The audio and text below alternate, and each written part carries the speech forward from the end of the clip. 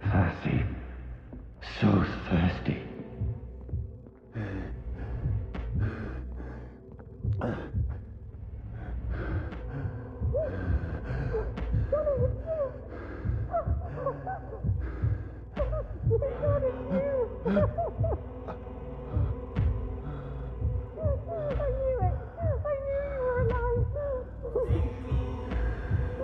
Everything will be fine again.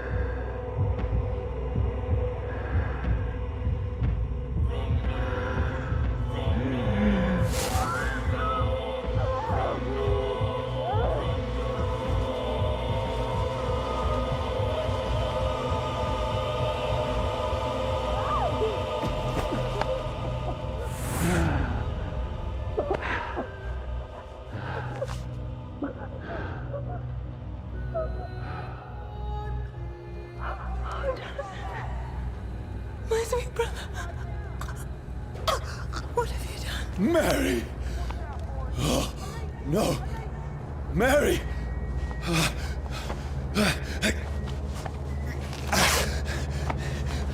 Hold on. Please, hold on. Oh, God. Oh, no.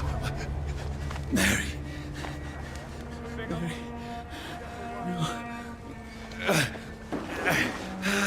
No. No.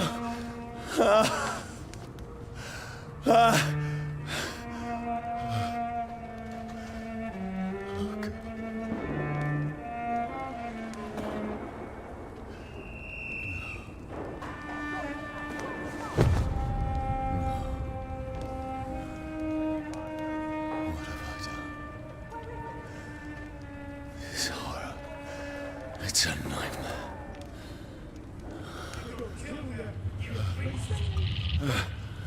No! Please, a moment, let me explain!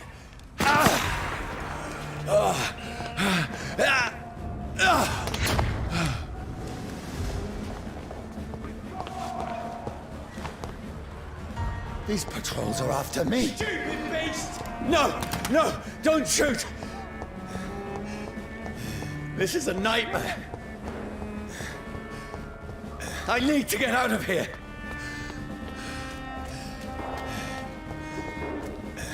This can't be happening.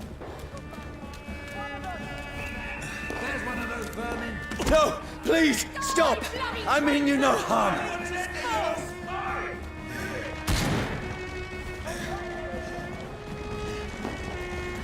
What's going on? Oh, Mary. What have I done? What's all this about? Shit, where'd it go? Now, I can defend myself. Kill that thing! Who are you? Stay back! Sorry, but you left me no choice.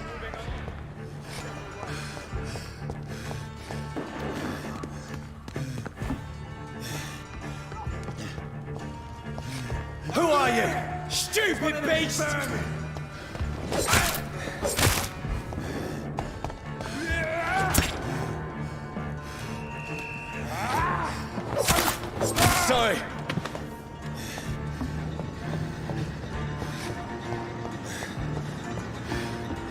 your fancy clothes? No, This please, one's a top. stop!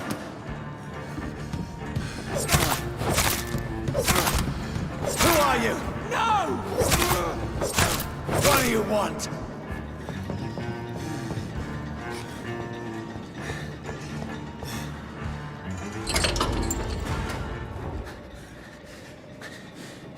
I mean you no harm. I need help. Die, you fucking leech! Please, listen to me. I can't make any sense of this. Shut up, beast! Who are you? What is this all about? What in God's sake? I'll do the rest of the job. Just leave me.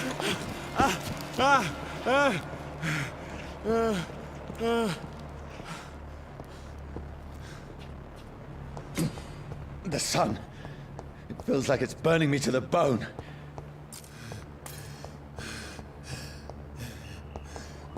I need to find somewhere to hide. Let me go!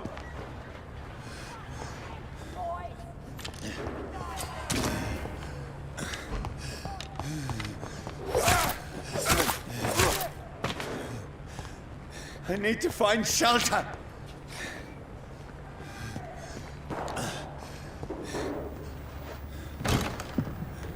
Is anybody there? What is this place?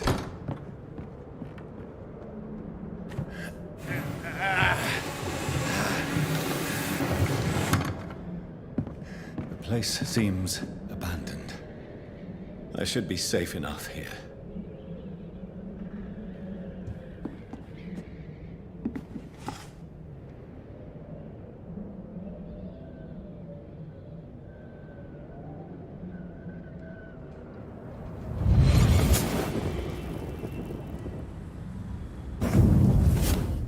Brother, what have you done? Mary! Mary! Mary, I'm sorry. Whoever did this to us, I will find them.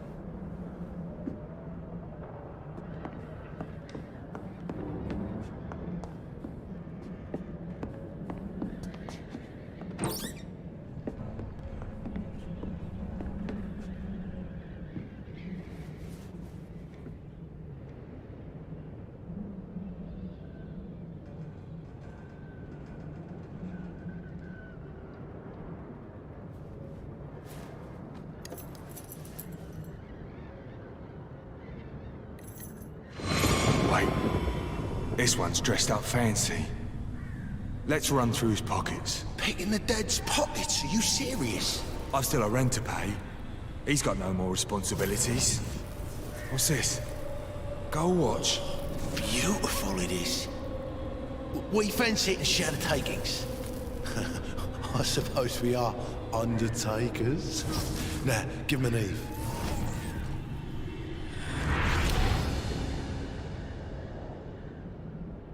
That's impossible.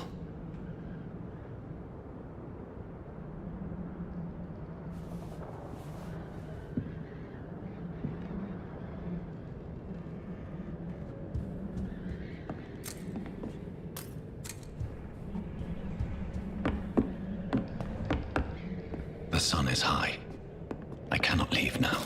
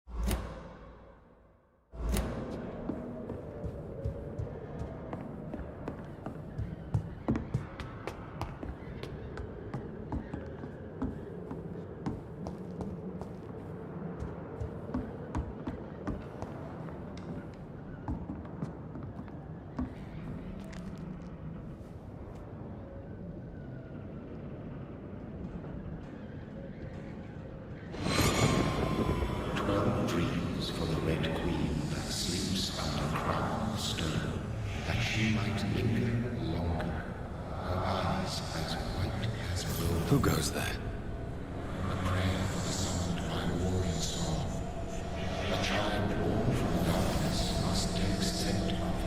Who's there? Are you referring to me?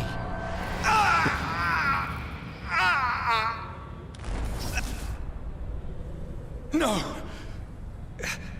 No! I still have so much to accomplish.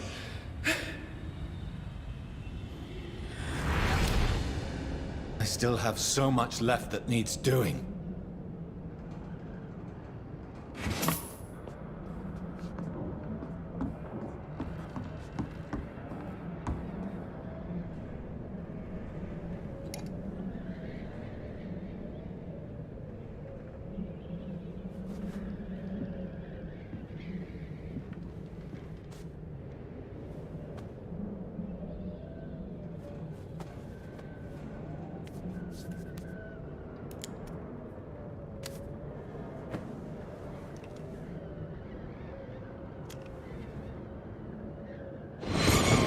Johnny, this one's lost.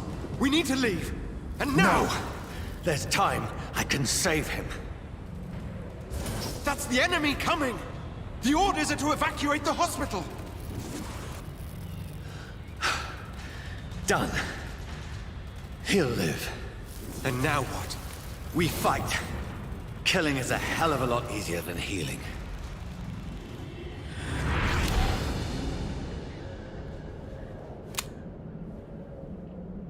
No, it never got easy.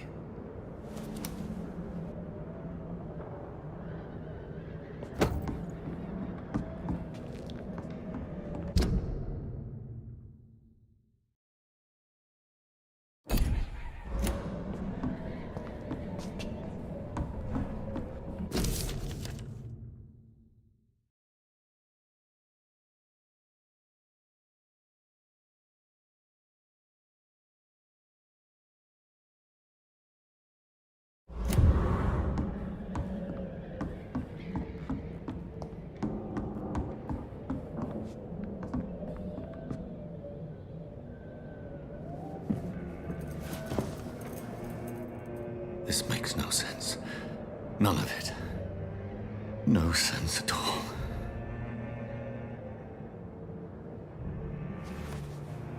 It's a nightmare. That's it.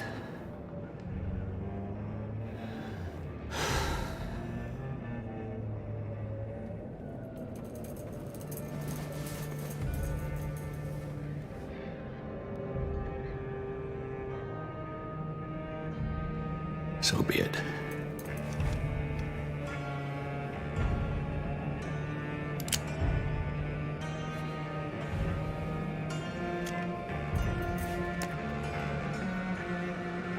Rational thinking only.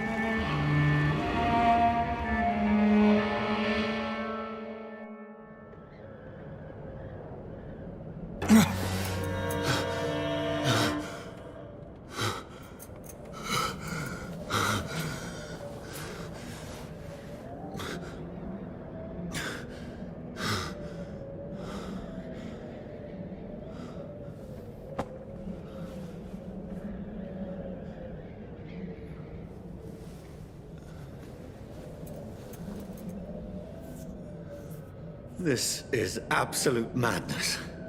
I've lost touch with the real.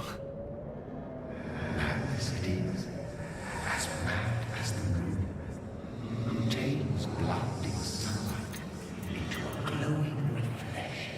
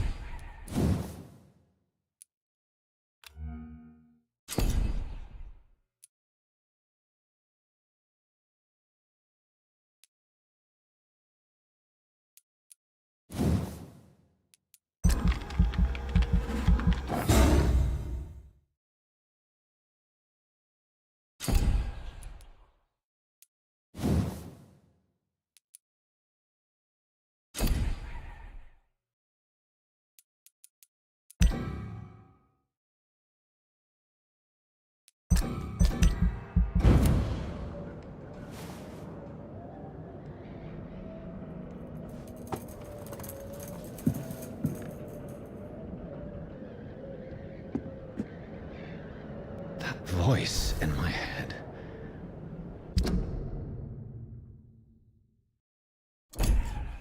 If I'm not mad, then it must belong to the one who made me what I am.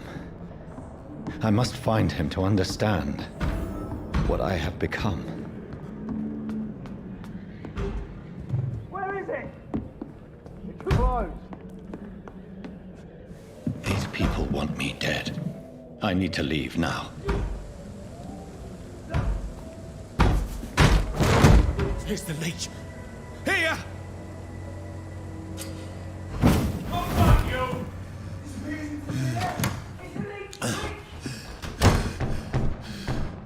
My head's spinning.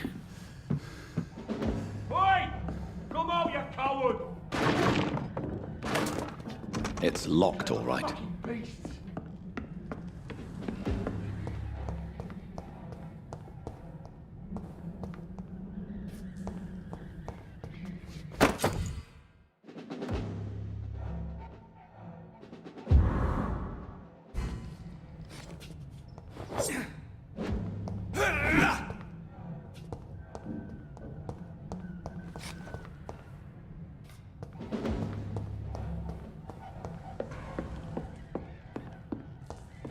I cannot enter.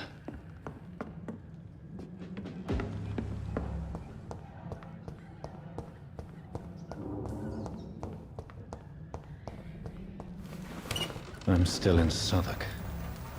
I must reach the West End. Go back home.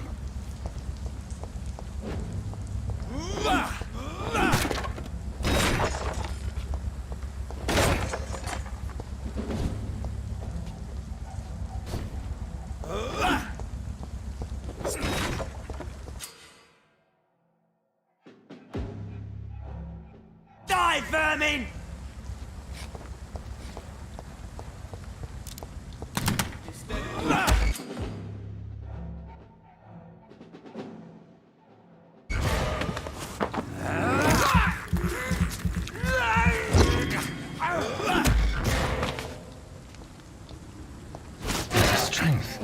A strength I never knew I had.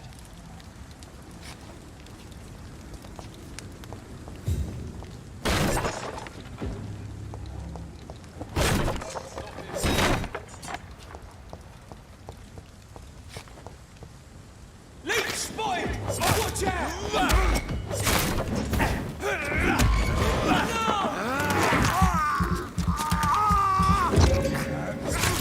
This shouldn't be Murdering possible. spot! Filthy piece of shit!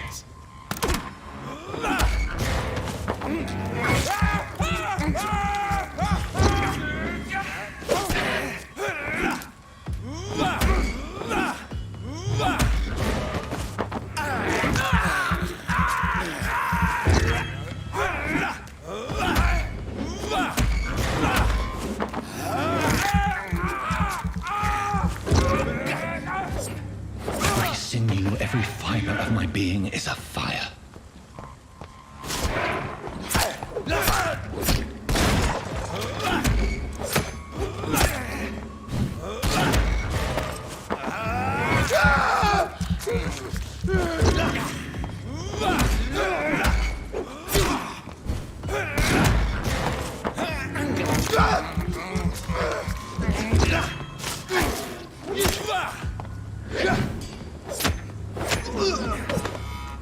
My strength, my reflexes. I'm not human anymore.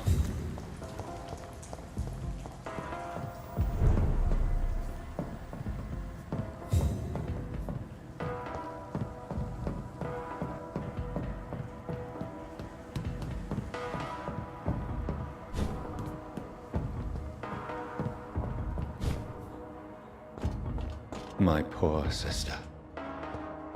If only I had controlled my need for blood. Mary, someone will pay for what happened to you. For what happened to us. It's locked, all right.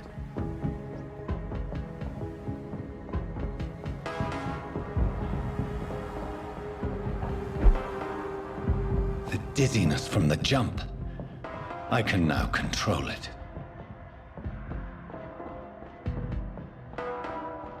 It's locked.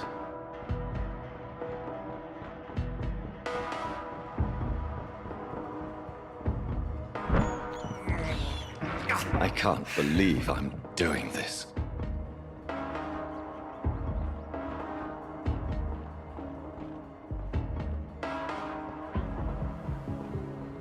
What will London have to say to me? I've so many questions unanswered.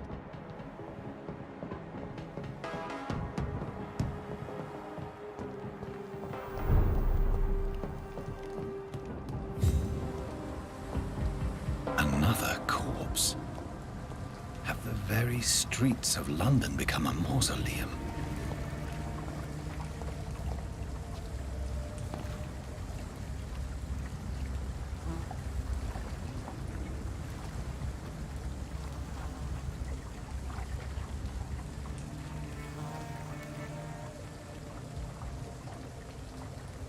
The man has been drained of all blood, but I can still smell the scent of it. I follow the scent's trail. Perhaps it will lead me to my assailant. Fresh blood. The smell is so strong.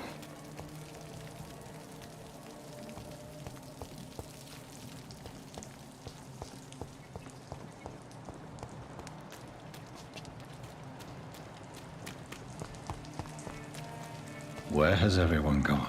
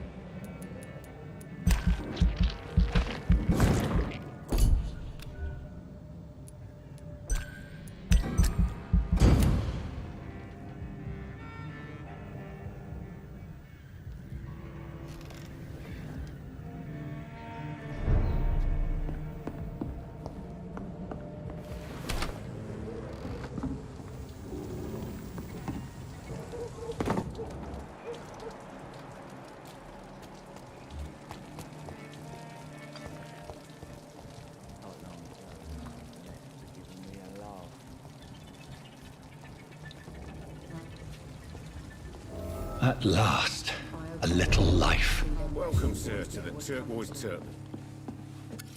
Good evening, sir. I wondered if I could ask for your help. Wow, you look like you need a drink. Yes. I apologize for my outfit. It's been a long night. Been there, seen that. Don't worry, things can only get worse.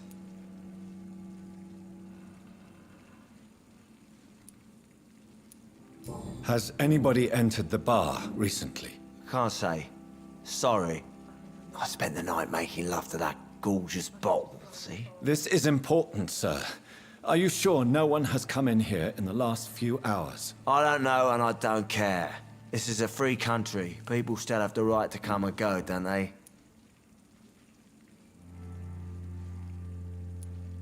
What's going on around here? It's like everybody is hiding. You must be new here. Have you not heard about the murders? Everybody fears the return of the sewer dog.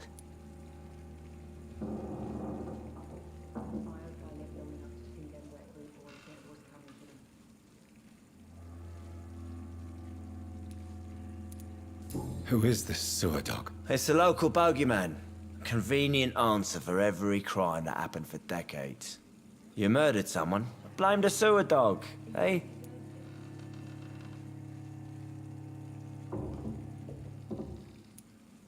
You make it sound like it's a fairy tale. People will always believe in monsters. It's easier than accepting their own darkness. We can all be monsters. I'll leave you to your bottle then. My God, sir, you look like Jonah's whale just spat you out of hell. Can I get you a drink? No, thank you. I'm not thirsty. Well, grab a chair and get some rest. This is going to be another long night. Why is it going to be a long night? You must be new around here. Don't you know about the murders? Tell me more about these murders. Every morning for the last few weeks, bodies have been found. And those poor sods didn't die of flu. Do the police have any leads on a suspect? Even before the outbreak, coppers never came round here. We're on our own. People die in these parts all the time, and no one cares. Where am I? Where is this place? You're at my bar, sir, the Turquoise Turtle. The last ray of light in this dangerous part of town. Aren't you scared? Scared of what? All the bad shit happens out on the foggy streets. And I never go outside. So you're open all night? Yep. Figured people might need a place to rest in these dark times. I'm looking for someone who might have passed through here recently. Wondered if you might help. It's been quiet tonight. The only other person I've seen went straight up to his room. Thought it was kind of rude, actually. You mean he's still here? Well, yeah. He paid for the entire week. Who is this man? What does he look like? Well, like a gentleman, I guess. Well-dressed, quite polite. A professor or something fancy like that. Always writing, reading notes. How long has he been here? He rented the room a few days ago and didn't say when he'd leave. I need to meet this man. I have questions. Just climb the stairs and knock on the first door. I heard him open his window, so I guess he's still awake. And, Yes? no funny business. You hear me? This is a respectable establishment.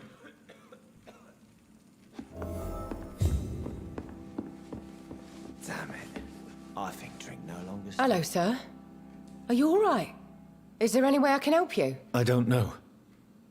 Maybe you could just talk to me. Maybe you prefer to speak with Tom, then. He's more agreeable talking to strangers.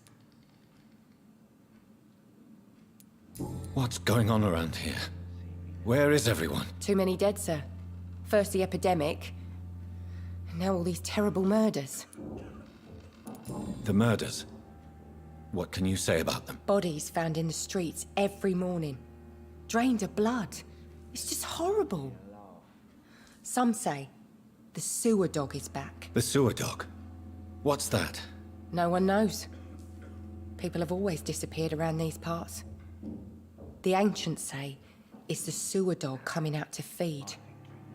But now he's killing in the streets. What have you heard about the epidemic? There's a Spanish flu. Yeah, killed so many last summer. Thought we'd seen the last of it. Dozens dying every week. Are the authorities doing anything? Nothing. There are so many quarantine zones in London now. It's gotten really hard to travel across town. What is this place? This is Tom's bar, the Turquoise Turtle. I'm the barmaid here, Sabrina, if you want to know. Are you always open this late at night? No, it's only since the epidemic started. Tom thought that people may need a safe place to stay. You don't seem to have much business. Where is everybody? Well, most people are sleeping right now. And those that are awake tend to avoid going out. What with the murders and all. I just want to talk. I didn't mean to scare you. I'm not afraid, sir. It's just I've other customers to take care of. I only see one customer. Oh. Well, yeah, of course. I mean, I best check on them. I'll leave then. Thank you.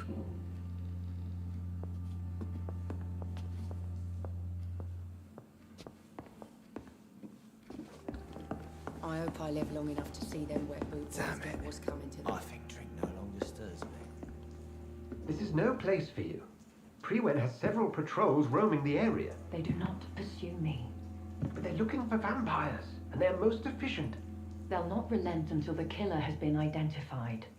I have a common objective, but I require... I think someone is eavesdropping. Are you certain? You might as well come in, whoever you are. Slowly, vampire. Who are you? I mean you no harm. Saith the vampire. Present yourself. I need a word. Would anyone?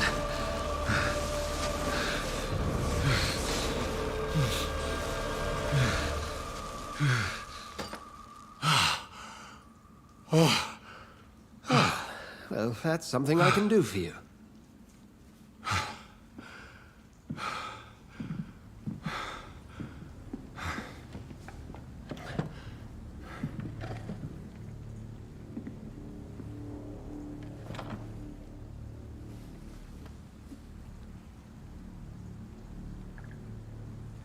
And who might you be?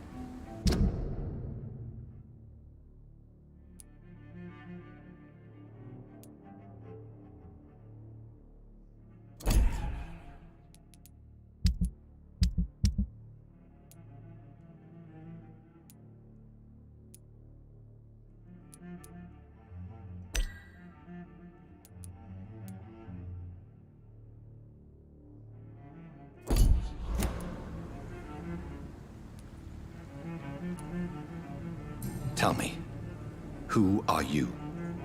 First, tell me what you want. Then I may tell you. That's none of your concern. Sir, you have entered my room in the middle of the night, pale as a corpse and shaking like a tree. So please, indulge me. Someone is molesting people. In fact, killing them. Biting them.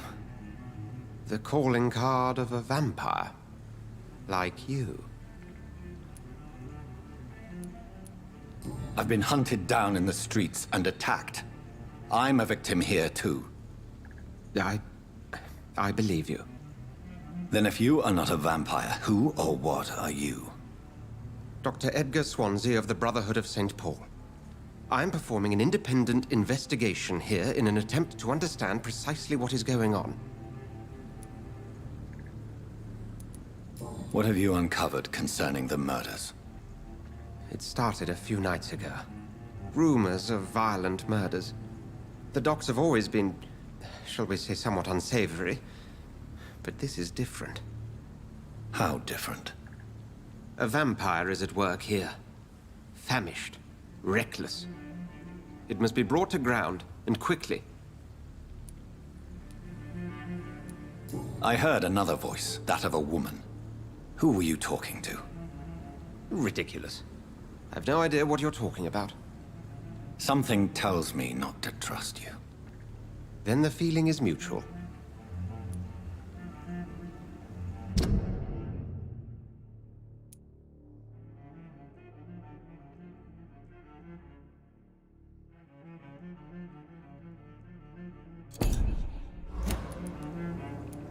And what exactly is this Brotherhood? Sir, if the name is not familiar to you, then we shall discuss it another time. Then help me find the culprit. I may. If you'll first tell me why you opened this door. I followed a trail. The scent of blood from a recent victim. It led me here. You thought I was your aggressor. That explains a great deal. We're both chasing the same shadow.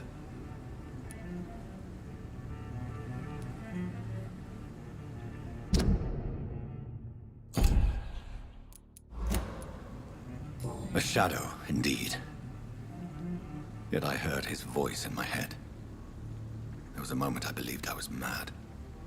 You should let me handle this affair. You've no idea what you're up against. No. I will find the monster. He is mine. How will you do any better than I? But then let me ask you this. What are your intentions if you find the killer? I will at last have the answers to my questions. Then I can only wish you good hunting. And pray we shall meet again.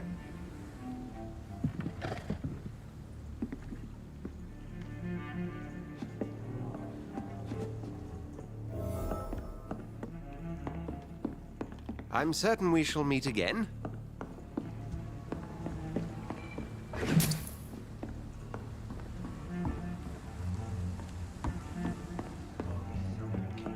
If Swansea is not my attacker, it means somebody else came here tonight.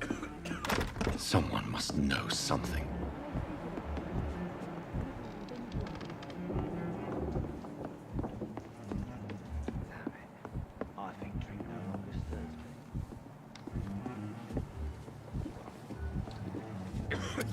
Hello, sir. May I disturb you again? And you're still ugly as sin. Has anybody entered the bar recently? Can't say. Sorry. I spent the night making love to that gorgeous bottle, see? This is important, sir. Are you sure no one has come in here in the last few hours? I don't know and I don't care. This is a free country. People still have the right to come and go, don't they? I'll leave you to your bottle, then. Welcome back. Did you find what you were after? I can't say I have. Are you sure no one else came into your bar before I arrived? Hey, I told you, you were the only other stranger I've had.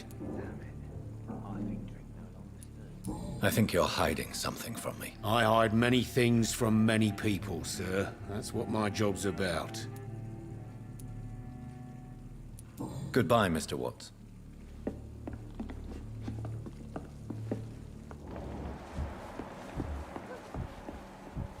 There's gotta be something we can get out.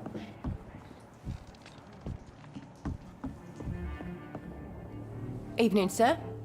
Can I help you? I have a few questions for you. Well, if you must. I spoke to Dr. Swansea. He's not the man I'm looking for. Now, I want the truth. The truth? What do you mean? I suspect that someone else was here tonight, and I don't think Tom wants to tell me about it. I'm just the barmaid here, okay? If Tom says you're the only visitor we had, then you're the only visitor we had. I can feel your fear, madam. Please, tell me what's going on. It's Will. William Bishop.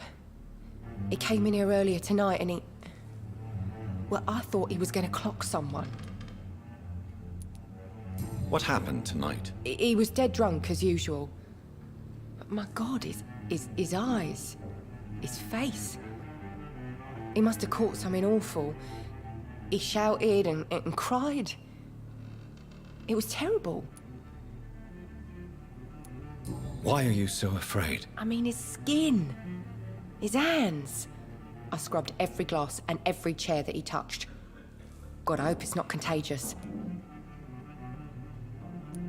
Tell me about this William Bishop. Will was a sailor who worked at the canning factory before he lost that job. A nice bloke, really. He's never been violent. Until tonight. Why keep it a secret? Why not tell me about it? Tom's nothing if not loyal. After Will lost his job, he offered him one ear. They used to be good mates. But recently, well... Will started to get very aggressive. I see. Thank you for your candor. I'll be sure to talk to Tom.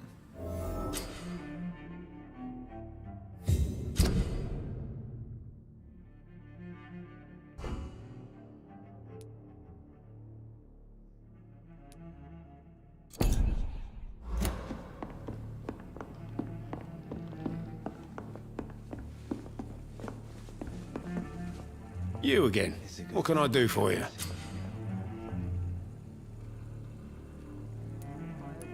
Tom, talk to me about the visit from your old friend, William. Yes, Will came by tonight, but he's not my friend anymore. Why lie to me if he is not your friend? I didn't lie. I said you were my only unannounced customer, and that's the truth. Who is he? William. Just an old sailor who loves his gin too much. He worked for years at the canning factory before it closed. Is he dangerous? Yeah. Like many drunks, he's all bark and no bite. He can barely stand up most of the time. How was he tonight? Was he different? Sicker than usual, perhaps. He whined and mumbled about how mean people were to him and how he'd like to talk to me outside, and then he left when I refused. I need to find him.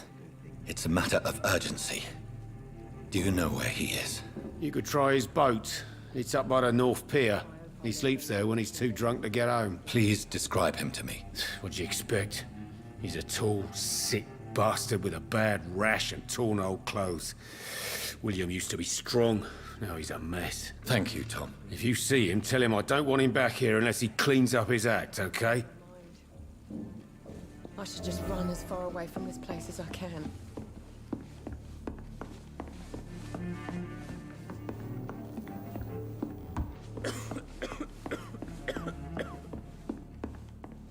Damn it. I think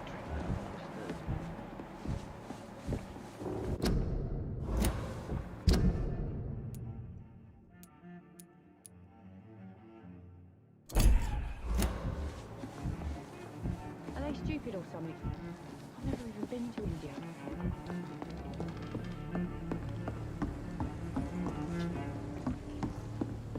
not long ago this sort of mess would have given me a laugh.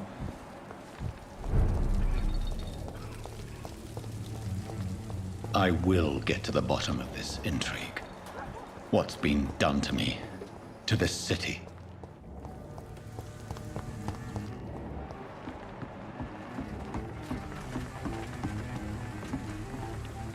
The body is still warm. This man has just been drained of blood. This man was armed. He tried to defend himself. This corpse has been dried of its blood, just like the previous victim. What's this? Some sort of note.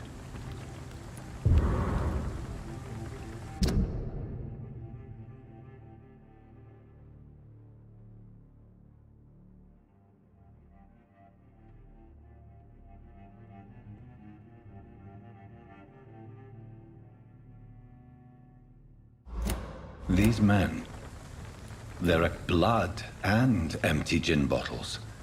This bishop fellow is something of a heavy drinker. There are blood splats on the other side of the canal. I must reach that barge.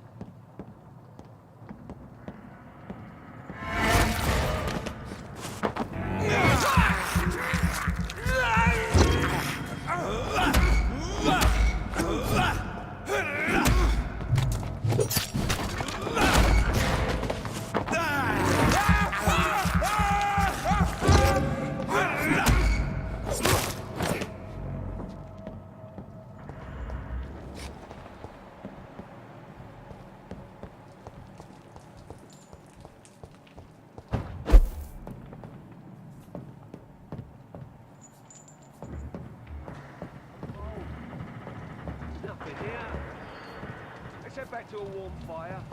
Shut that foolish mouth of yours. You ever know McCullen's been... Ain't safe here for a gentleman. No time I can remember. Go back home, idiot! Been part of the guard 3 weeks to the day. All the more reason to shut up, Mr. Billy. If the man says bloodsuckers dug in here, you've got one job, and that's to find it. And find it fast. It's fair enough, Tom. But why do they hide where it's so damn cold?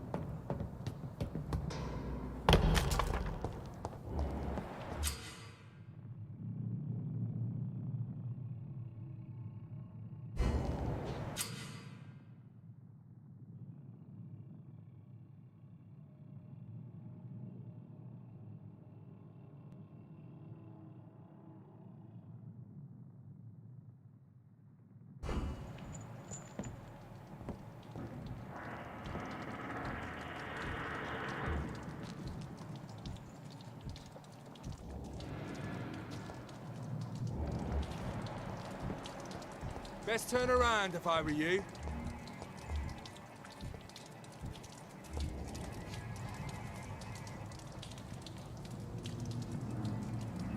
This is no place for you, sir. Up, stupid fucking face! Steady, boys! Got one of them.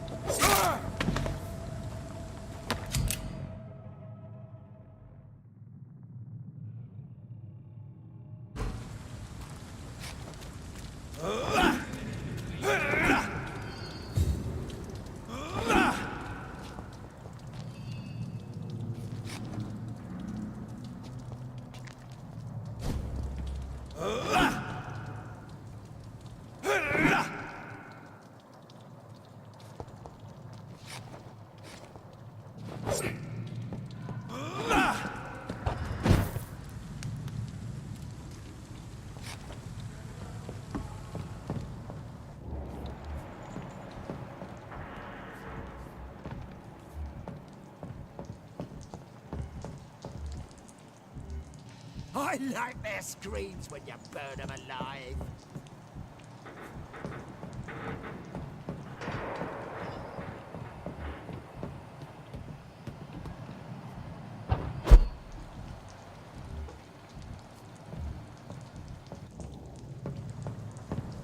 We won't see any of these bastards back here. Over!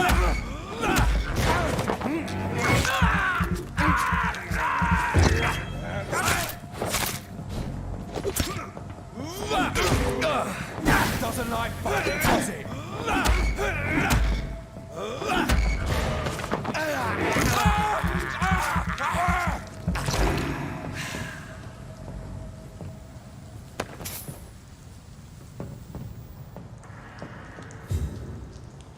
I like their screams when...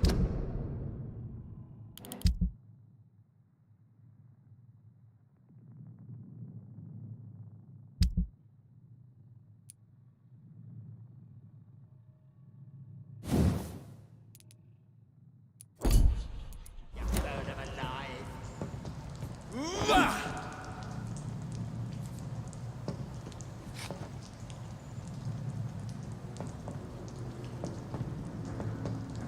ain't human! Kill it! You'll bloody filthy piece! Get them weapons ready! You found one! Murdering bastard!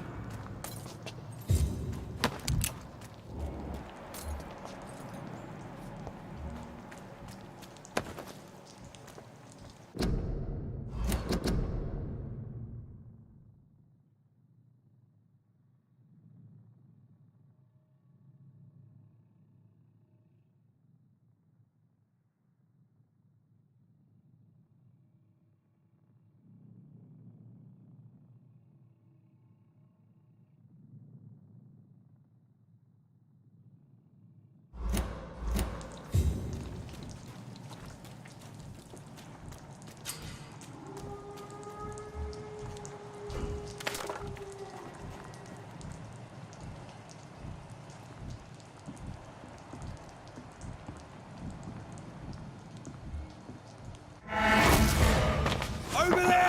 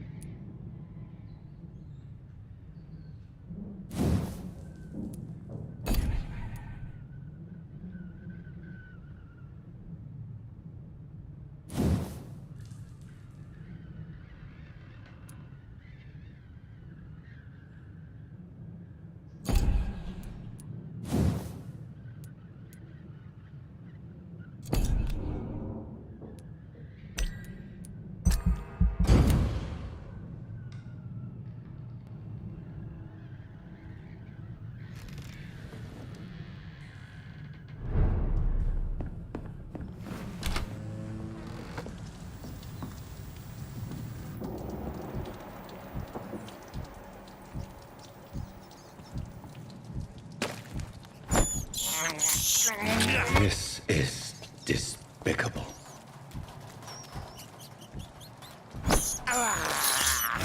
I can't believe I'm doing this.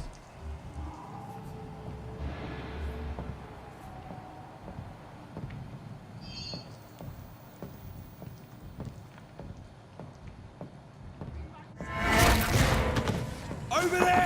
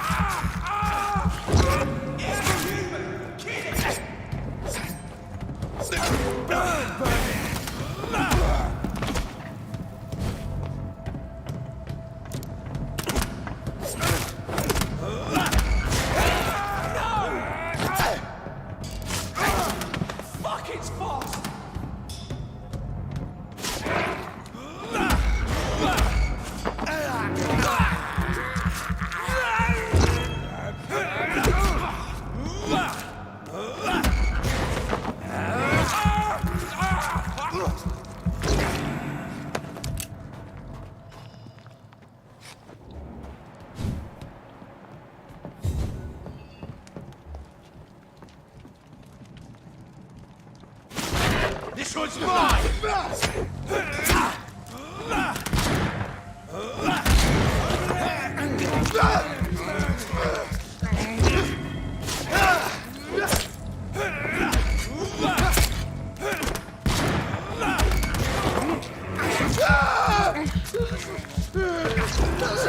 It's a killer!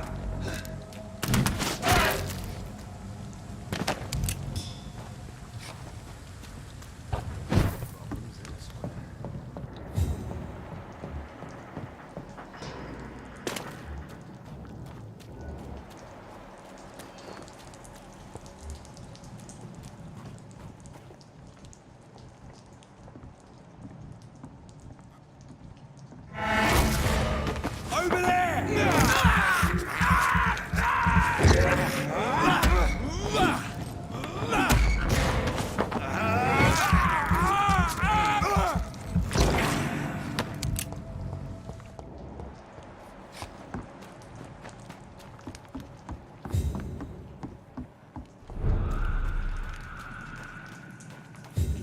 Fresh blood.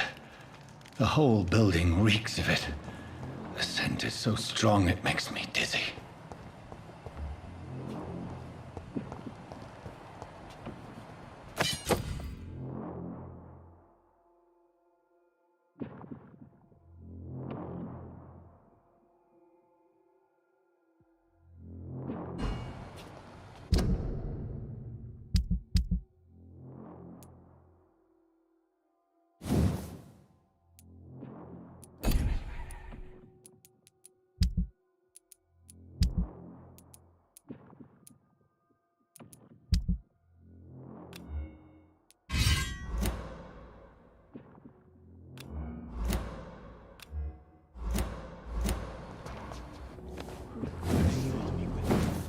As one, we shall overcome this. We've done it before. No. I had a drink outside tonight already and it did not quench my thirst. I must have more. Dear God, again. Please stop. Just the same. I promise. This place reeks of bloodshed. William, my arm. I can't feel it. This creature is bedeviled. I must put it down.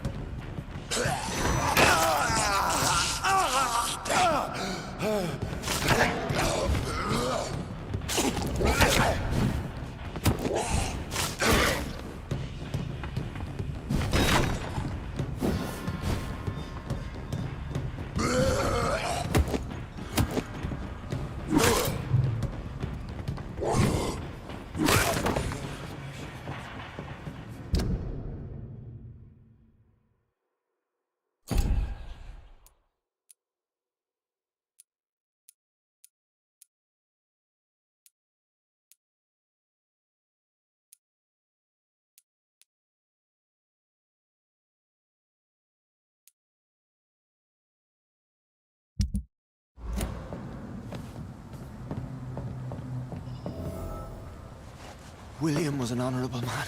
I could have saved him. Mr. Hampton, are you in there? I knew him well, another lost soul, a kindred spirit. Sir, listen to the sound of my voice. I'm a doctor. You're suffering from shock. I must return to my flock. They'll stray without me.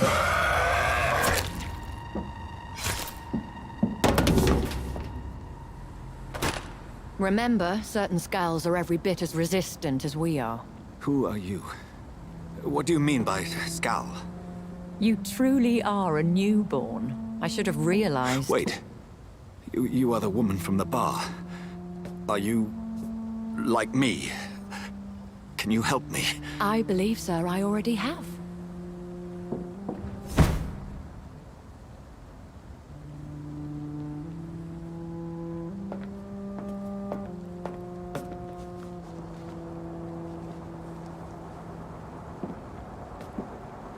By George and the Saints, you've solved the mystery of these terrible murders.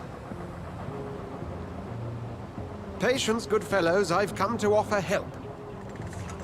Just give me a moment to secure my boat. We can leave this awful place. William was not the evil man they claimed. He was just taken by the thirst. He needed this drink. This man requires medical attention. We'll see he gets to the nearest hospital. No, please, I must tend to my fold. My flock needs me. There, sir. Go with the good Dr. Swansea. He's resourceful, and I'm sure he'll take good care of you. You'd best come as well. The sun is soon to rise, and you'll need a place to rest. I just need a moment. If I can learn something about what has happened to William, I'll be a step closer to understanding what happened to me.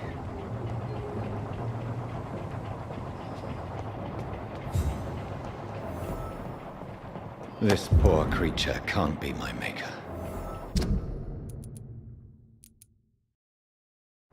Could it be some subspecies of vampire? I must find a place to analyze the blood.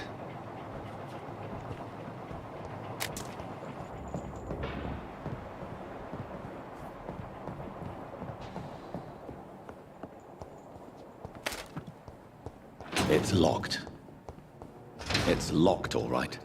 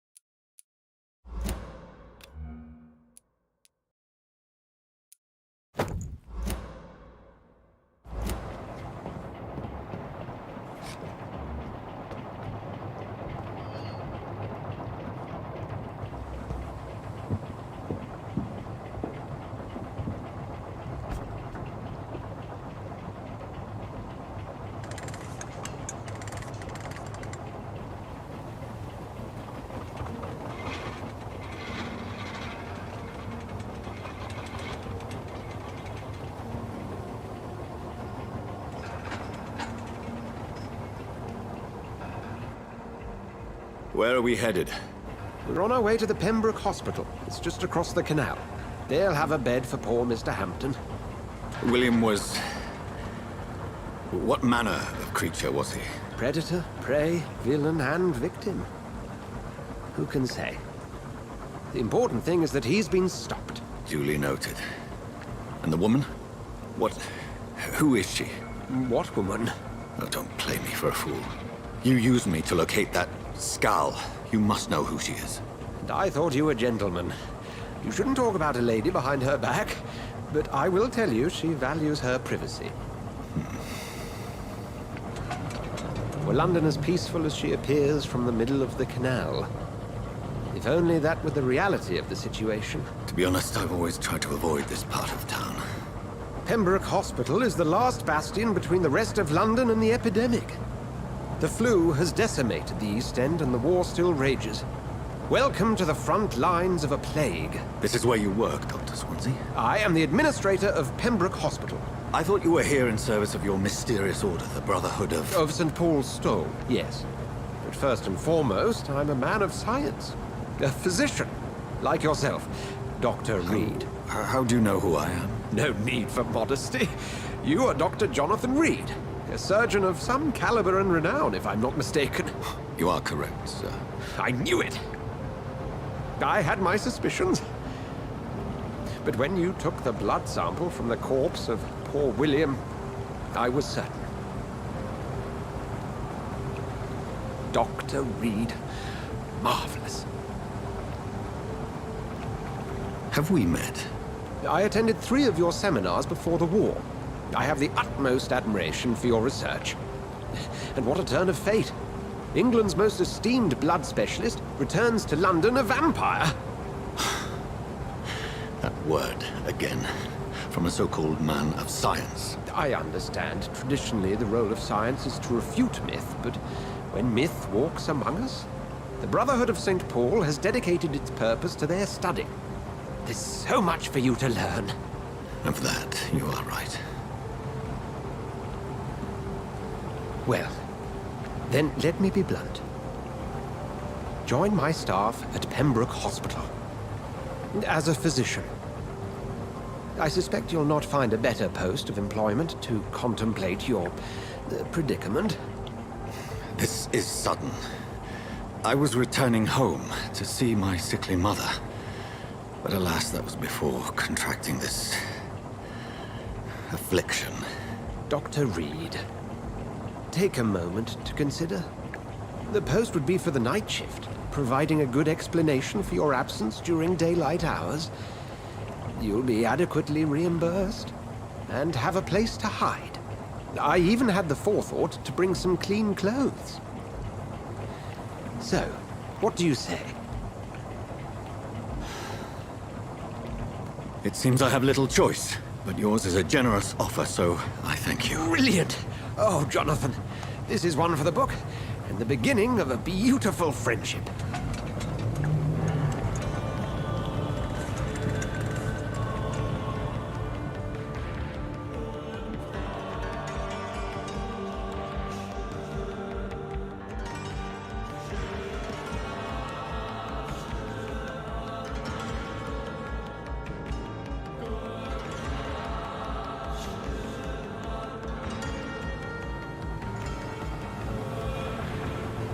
Dr. Swansea, thank goodness. I was beginning to be concerned. Worry no more, Nurse Crane, for I bring good news.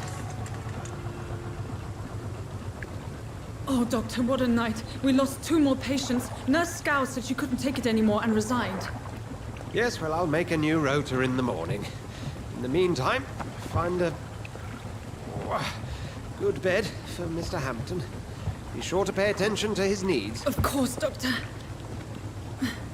Oh, and Dorothy? Yes, Doctor? Dr. Reed here has just returned from the front. He served King and Country and will be joining us here at Pembroke. We're very lucky to have gained a surgeon of his talent, and one so experienced in blood transfusions. That is good news indeed, Doctor. Oh, yes.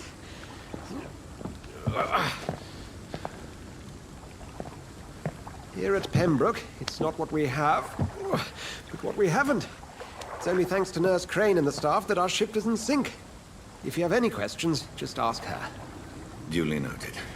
Thank you. Your assistance is required, Dr. Swansea, immediately. Welcome aboard, Jonathan. We'll catch up after my rounds. Coming, Nurse Crane. I'm coming.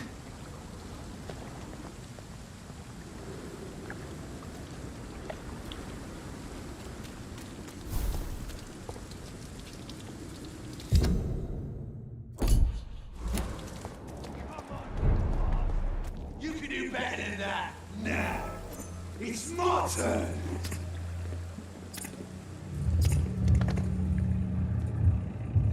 Rotten or pristine, each heart contains the seeds of life. Drink at this river, try it all.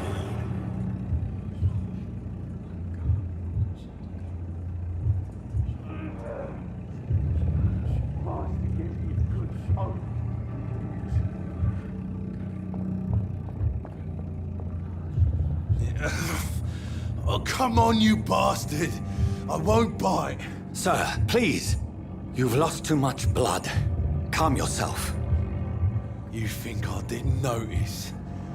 Stop your staring and get me to an hospital, you arse! Insulting a good Samaritan. Not exactly the way to get rescued. All right, sorry. I am in pain here. My guts are spilling out onto the street and you're yabbering on. Yes. That's a very nasty wound you've got there. Take my word, I am a doctor. Dr. Jonathan Reed. Name's Clay Cox. I'd appreciate you helping me to a better place, Doc. Follow me, Mr. Cox. Let me assist you to that better place.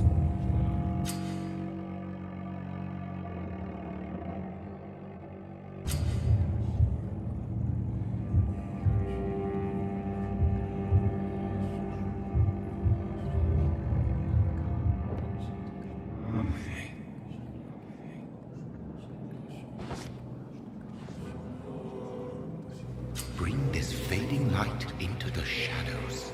Dance with him the dance of life and death.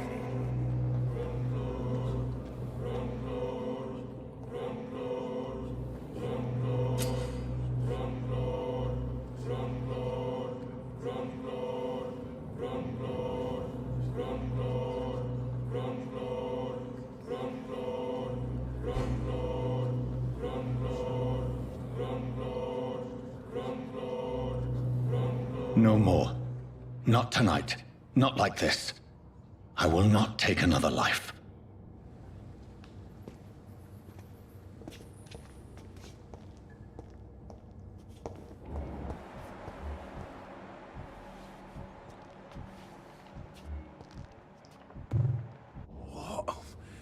What happened?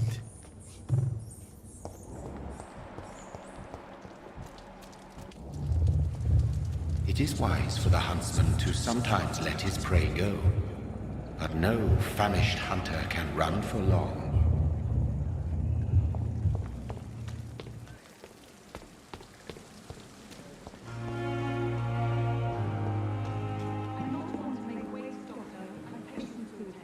Good evening, nurse. I'm Dr. Jonathan Reed, the new surgeon here at the Pembroke. Dr. Swansea has already told us about you, sir. I'm Nurse Gwyneth Brannigan. Welcome to the Pembroke Hospital. Did he really? It's a good thing I wasn't hoping to keep a low profile. All members of staff have already read about your new blood transfusion technique. Dr. Swansea made sure of that. I see. Well, I'm a little surprised, but I suppose I'll just have to deal with this unexpected notoriety. You must know, blood transfusions are Dr. Swansea's primary subject of research. He is convinced it is the future. How are things here? Not good, to say the least. We're struggling against an invisible enemy, more lethal than any bullet from a gun. It's hard, Doctor. An invisible enemy? Quite a poetic term for a disease, especially from a nurse. Sorry, Doctor. These last few weeks have been exhausting. We could all do with a good night's sleep. Do you think this hospital can survive the epidemic? We are all volunteers here, and we're trying to hold fast, but how do we beat an invisible killer? Some nurses have already resigned. I'm not familiar with all the staff yet. Perhaps you could help me. Brilliant professionals, most of them. Dr. Swansea has a gift for recruiting talent. Most of them? Is there a problem I should know about, nurse? It would be inappropriate for me to speak ill of a colleague.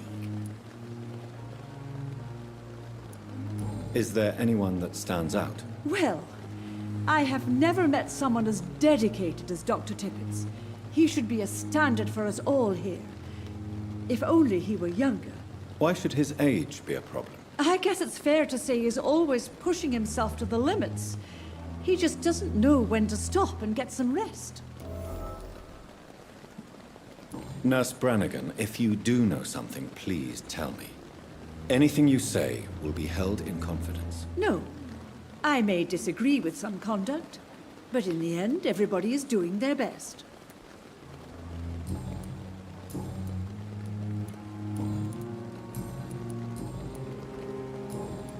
Goodbye, nurse. Call me if you need assistance.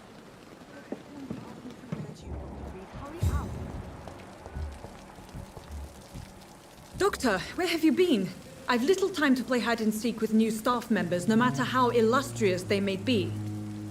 I found a wounded man by the docks. He answers to the name of Clay Cox. He requires urgent medical attention. Already making the rounds? That's the Pembroke spirit. I'll ask our porter, Milton, to bring him back immediately. Thank you, nurse. What can I do for you? Dr. Swansea insisted we provide you a quiet office. You'll find it on the second floor with your name on the door. Thank you. Nurse Crane, isn't it? Yes, Dorothy Crane. Welcome to Pembroke Hospital, Dr. Reed. Your office has been prepared. I would like to ask a few questions first. And Mr. Hampton, the patient we brought in, how does he fare? I gave him a sedative to help him sleep. Poor thing was in quite a state of shock. What kind of man is Dr. Swansea? Well, you accepted the job from him. I thought you would have known about your employer. It's right to assume Dr. Swansea knows far more about me than I do about him. You'll get to know him soon enough, and better than me. The administrator has better things to do than mix with us.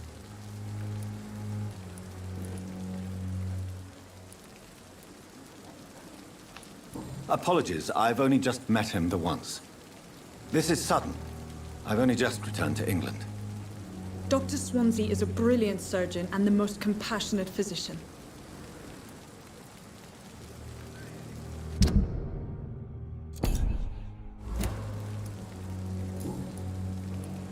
If you could point me in the direction of my room again, nurse. Second floor of the hospital, left after the stairs. It's the last vacant office at the end of the corridor. Thank you, Nurse Crane.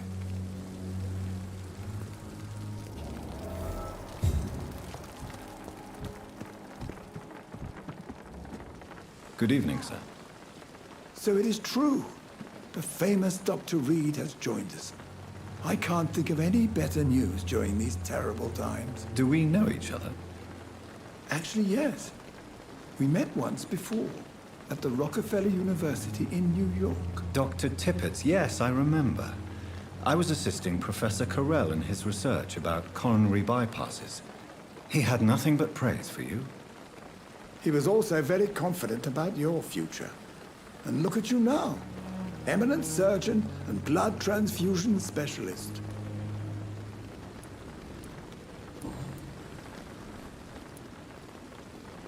What is the Pembroke Hospital situation? And please, speak freely. This hospital is not exactly the best of London. I'm sure you are used to working in a better environment. It's more than enough. In any case, the personnel of a hospital are much more important to me than the building. Don't be misled by appearances, Dr. Reed. This hospital does not lack talented people. It just lacks hope. What can you tell me about the staff in the hospital? Some are really good, and others are not so good. But during this troubled period, there is no time for slander. I prefer to focus on the positive character traits. Tell me more about cherished people, then. Nurse Brannigan is a pearl. She is the most helpful and dedicated nurse I've ever worked with. A clever and cheerful woman. You really seem to admire her skills. I'll go even further. If she was a man, she would be a damn fine practitioner. Any opinion about the management? I don't always agree with Dr. Swansea's reserve, but I must admit he does all he can to keep this facility running during this crisis. Ah, yes, the burden of command. I was fed up with this concept while serving as a medical officer. Don't get me wrong. Swansea's a good administrator. I just wish he would get out of his office now and again. You're exhausting yourself, Corcoran. Maybe you should think about preserving your strength. No. We must keep on healing all those poor souls. We are the last rampart before chaos. Once more unto the breach. Nurse Brannigan is worried about you, Doctor. She should not have told you that. I will have a word with her. You don't have to blame her for her honesty. I'm not that kind of man, my dear Jonathan. Actually, Nurse Brannigan's opinion is the only one I may listen to. You're exhausting yourself, Corcoran. Maybe you should think about preserving your strength. No, we must keep on healing all those poor souls. We are the last rampart before chaos. Once more, unto the breach. Nurse Brannigan is worried about you, Doctor. She should not have told you that. I will have a word with her. You don't have to blame her for her honesty. I'm not that kind of man, my dear Jonathan. Actually, Nurse Brannigan's opinion is the only one I may listen to. Do you need any medical assistance yourself, Doctor? Come on, don't be ridiculous, dear colleague.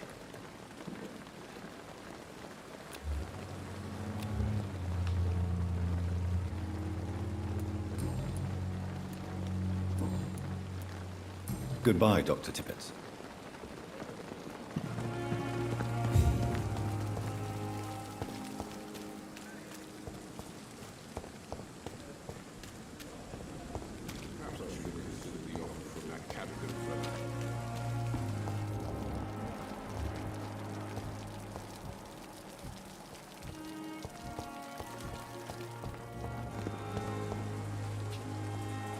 Good evening, sir.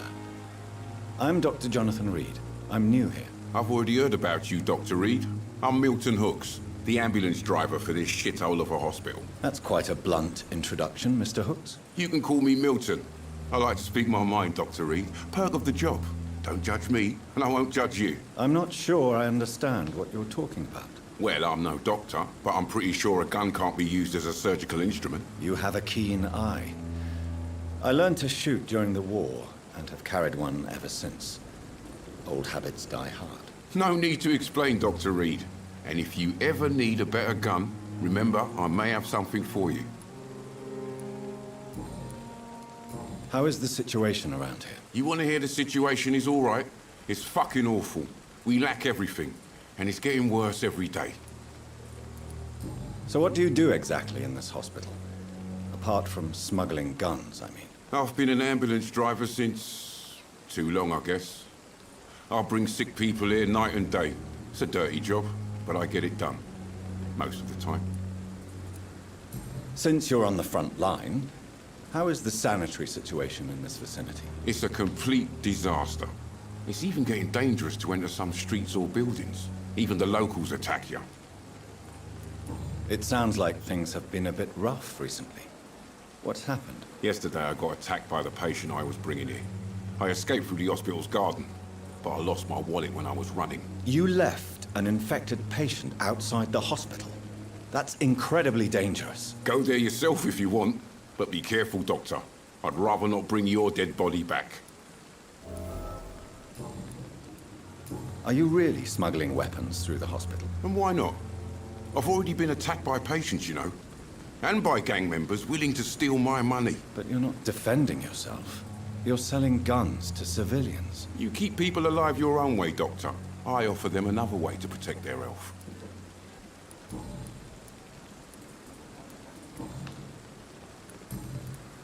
I'd like to see your goods. Wise choice, Dr. Reed. A reliable gun is what everybody needs these days.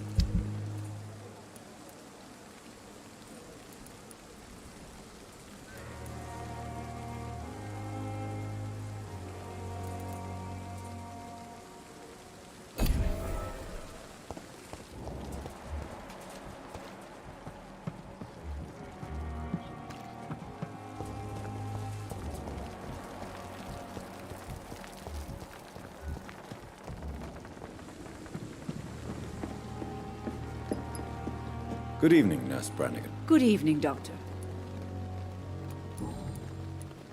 Why does Dr. Tippett claim you're the main reason he keeps working, despite his fatigue? If it wasn't for him, I probably would have left the Pembroke years ago.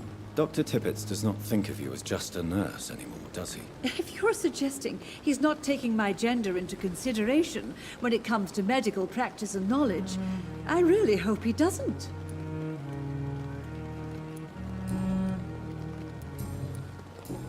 Goodbye, nurse. Call me if you need assistance.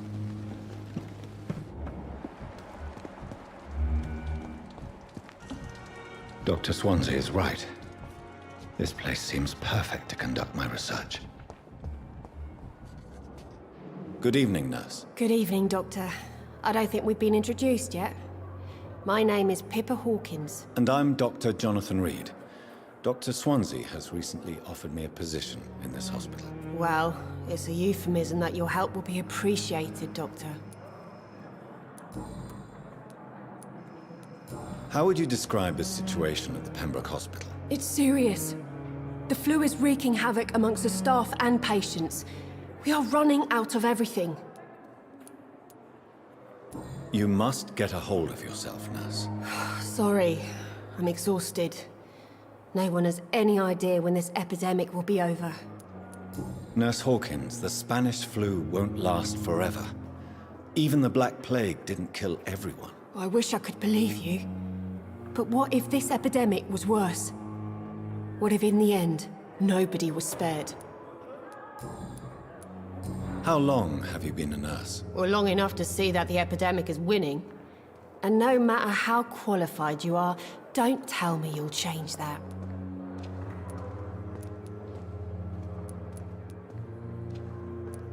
You'd be surprised what dedication can achieve, Nurse Hawkins. In medicine, sometimes we're just a test result away from a miracle.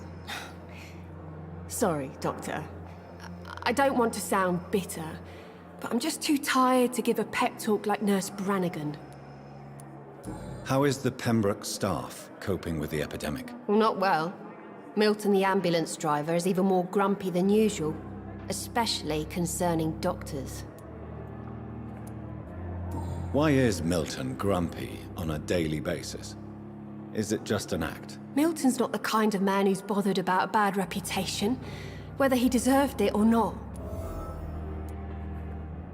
Why does Milton dislike doctors? I don't know. Just ask him. But be warned, Milton is not the chatty type. Goodbye, Nurse Hawkins. Good evening, miss. I'm Dr. Reed, the new surgeon at the Pembroke Hospital. And who are you? Your name has no meaning to me, mortal. You're nothing but dust blown by the winds of eternity. I beg your pardon? What are you begging for, mortal? My clemency? Well, tonight maybe I'm inclined to mercy. You'll never forget the night you met Thelma Howcroft. You keep calling me mortal. Why is that? And if I'm mortal, what are you? Well, Dr. Reed, if you must know, I'm a vampire. And why do you believe you're a vampire? I don't need to believe anything. It is what I am. It is what I feel within this hollow shell of flesh. Please, describe to me how you feel. What is it like to be a vampire? I can hear my body crumble from the inside as my flesh cracks and fades. I sense the last pulse of postulant blood within my drying veins. I need new blood. I see. Have you ever heard of Cotard syndrome, Miss Howcroft? Never. It's a mental illness discovered by a French neurologist named Jules Cotard. The affected patients are delusional. They believe that they are putrefying, that they are dead, a ghost or a ghoul, or in your case, a vampire. Delusional, you say? Oh, sad and petty mortal. You can't even begin to understand the concept of immortality. And you think it is I who am delusional. I'm assuming you must be a patient here. Am I right, Miss Howcroft? It's only a cover. To hide from my enemies. I can leave whenever I want. As a woman, a spirit, fog, or bat. Who are these enemies you mentioned? Can you describe them? I cannot say for sure. But I sense their eyes on me from nearby. I feel them watching me every time I visit the garden near the morgue. The staff here are not your enemy. They're here to help you, to care for you. I'm not speaking of the doctors in white. I'm speaking of the men and women who hunt me. For I am a vampire. I see. Don't worry. These people will not find you here. I'll personally make sure they leave you alone. Thank you, mortal. But do not interfere with them, for you are no match for those that hunt me.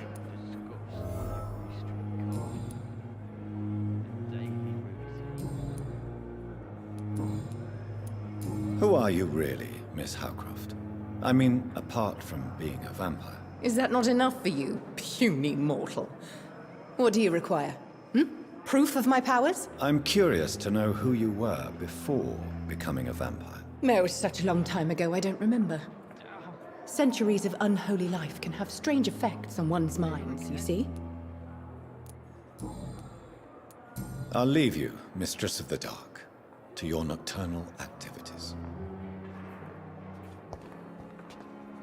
Good evening, sir. Can I help you? Unless you're here to fix my face. No. I don't think you can help me. I'm Dr. Reed.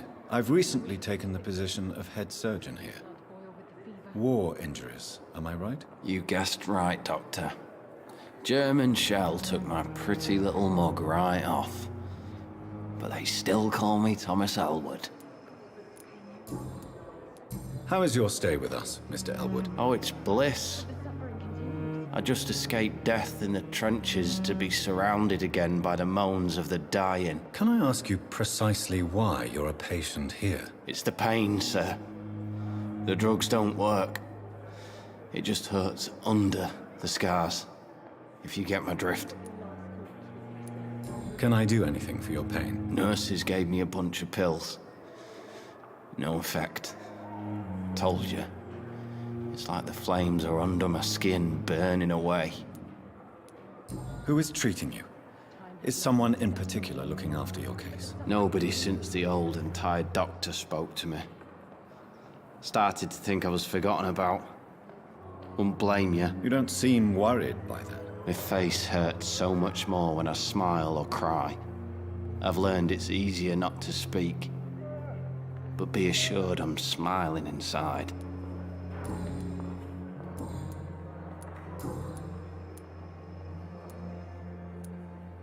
Where were you stationed, sir? Did you serve for long? I really don't want to talk about all this shit. No offense. I was pushing too much. I served in France myself. I just wanted to know what happened to you. You were an officer, weren't you? Then I doubt we fought the same war, sir. No offense. How close are you to Miss Hallcroft? Are you aware that she thinks she is a vampire? To wait for her next nibble is the best reason to stay here. Every time she approaches my bed, she treats me like something tasty. A normal person. Aren't you afraid? She may hurt you if the game goes too far. She's quite harmless, I can assure you. Her head's broken inside is all. While I'm busted on the outside. But she's still beautiful. Living proof that there's hope for me.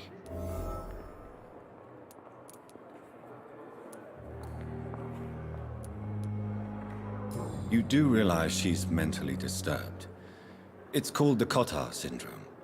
She truly believes she's a vampire. In her madness, she never refers to my scars. And frankly, if I could, I'd join her world.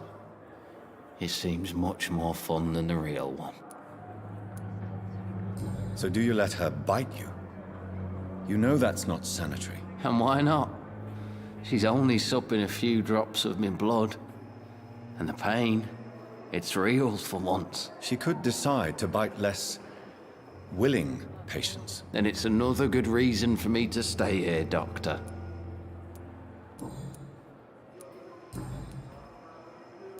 Goodbye for now, Mr. Elwood. Fear of disgust on every street corner. The daily routine. Good evening, Mr. Hampton. How do you feel? Dr. Reed, is it? Oh, sir, I must apologize for my behavior. What do you mean? I was not myself in the factory. Fear and exhaustion made me say awful things to you, I'm afraid. You remained perfectly nice and polite. A little delirious, perhaps. But who wouldn't be after enduring an abduction? Thank you, Doctor. That's a relief. Now all I need to do is rest and return to my flock. How did you end up in William Bishop's den? I had received alarming news about his recent behavior. I went to his place and he refused to let me go. Why did he abduct you? William was an alcoholic. His addiction suddenly changed to blood. I don't know why. Just like a patient I met here. This Miss Hawcroft. You dared to enter this awful place alone. You're a hero, Mr. Hampton. Or a fool. I'm just a man trying to help his friends, Dr. Reed. William Bishop was a conflicted soul, searching for light. What is the general situation in the East End docks? The situation has always been tough, with a lot of tensions between the gangs and the Dockers' trade union. The Wet Boot Boys are very nervous since they lost their leader. Has the gang been threatening you? Ah, no.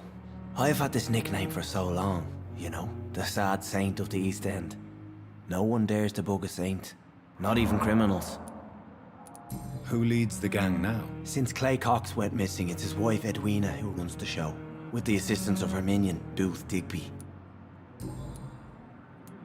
Do you know Tom Watts, the bartender from the Turtle? I met him before I found you in the canning factory. Tom? Yes, of course. Always the helping hand, good old Tom. Without men like him, corruption and despair would have wiped out the East End long ago.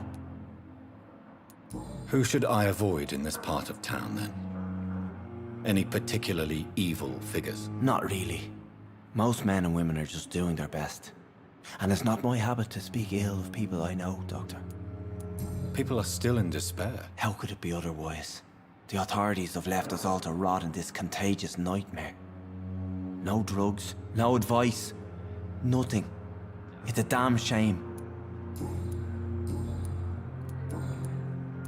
What do you do for a living, Mr. Hampton? I can't help but notice the cross around your neck. I manage a night asylum for the poor and homeless of the docks.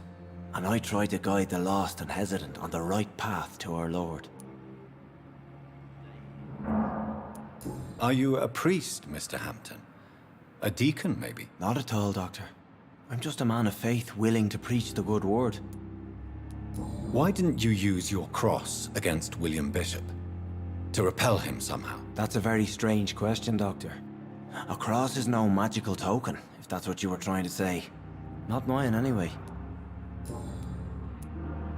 Have you made friends since you arrived? Not really, but I recognize Miss Harriet Jones. I knew her when she lived by the docks. That poor woman had such a miserable life. You never came to see her here at Pembroke? Receiving visits when sick can be an important part of the healing process, you know. We're not just bodies. You're preaching to the converted now, Doctor. To be truly honest, I thought she was dead. She left the docks many months ago. How do you feel, Mr. Hampton? Medically speaking, I mean. I feel exhausted. Beyond exhaustion, actually. William drank so much of my blood in his madness. I feel empty. You're in good hands here. Dr. Swansea is well versed in blood transfusion, and I'm sure he'll take the best care of you. Thank you, sir. I believe all I need is rest. And then I can go back to the people who need me. Goodbye, Mr. Hampton. We'll talk again later.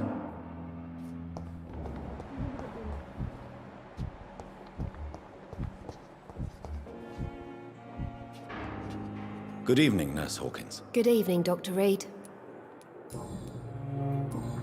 Goodbye, Nurse Hawkins.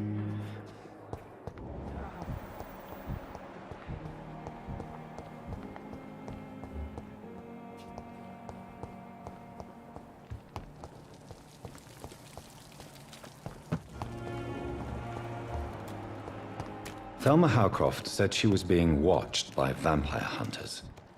Where are they hiding? I should investigate. Good evening. I'm Dr. Reed. Always a pleasure to meet a colleague, sir. Especially when he was supposedly dead. A colleague? Are you a doctor too? Not anymore, sir. I used to be Dr. Rakesh Chadana. Now, I'm just Mr. Chadana. pawnbroker and humble guardian of this morgue. What do you mean? You used to be a doctor. Was your license revoked? No, sir. It is just that I like to be precise. I run a little pawn shop while taking care of the dead. But I used to be a real doctor.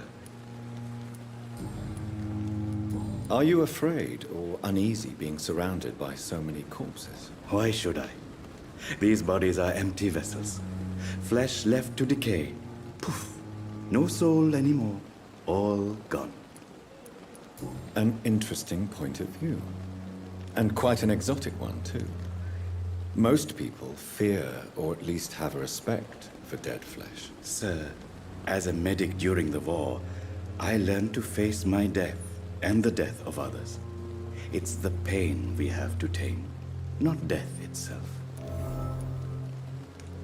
How did you get this job? After I left the army, I worked as an undertaker down by the docks. A dangerous place with many an unpleasant business there.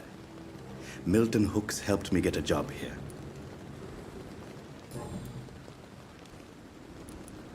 Have we met before? I don't think so, sir. Why? When we first talked, you said you were glad to meet me since I was reported dead. Funny story, sir. Your sister came here a few nights ago. You were missing, and she was looking for your body. She must be very relieved now. Do you work here alone? Yes, very easy work, sir. All I have to do is watch a few bodies. The situation was very different when the main morgue was still open. Why do you have to watch these bodies? Because these poor fellows have no names. We keep them in case someone comes looking for the missing. Sadly, very rarely happens. Why close the hospital's main morgue? It was for sanitary reasons after the beginning of the epidemic. Cadavers had to be moved to the nearest mass grave.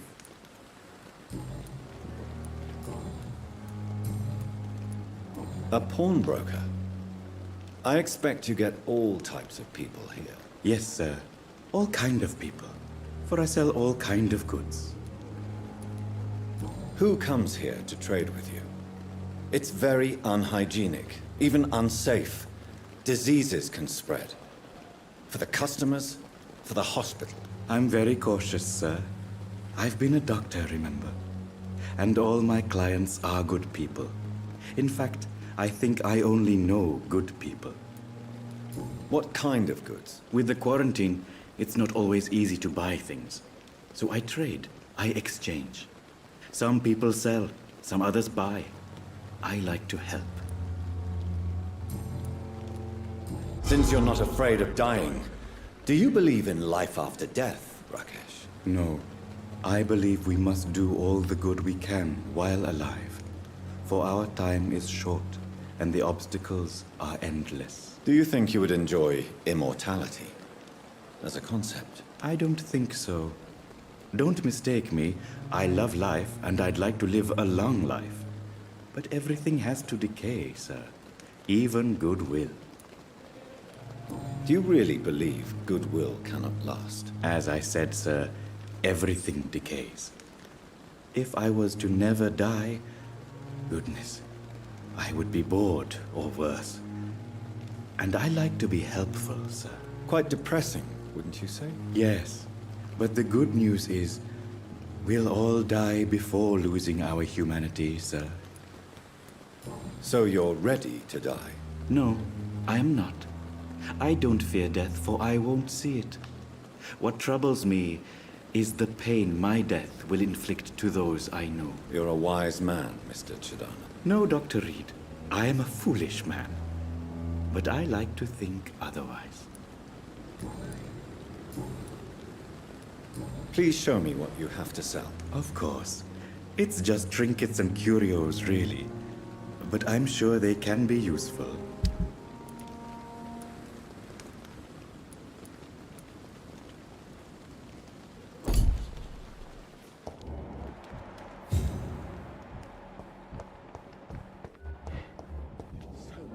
Good evening, sir. I'm Dr. Reed. I believe we're going to be colleagues. Reed? Yes, I've been informed about your arrival. I'm Waverly Ackroyd. Welcome aboard, I suppose. Does my arrival inconvenience you in some way, Dr. Ackroyd? Let us just say that I don't particularly share Dr. Swansea's enthusiasm for hiring you. What we need here are reliable professionals, not overrated dabblers. If you have a problem with me, Dr. Ackroyd, please feel free to tell me. Dr. Swansea has imposed your presence on this hospital without asking anyone's advice. The benefit of his position. But I don't agree with it. I know we've never met before, but I believe this hospital could use all the help it can get. You will agree with that, I'm sure. Oh, but I have heard about you, Dr. Reed. Of course, you can't say the same about me, since I have not wasted my time courting the press.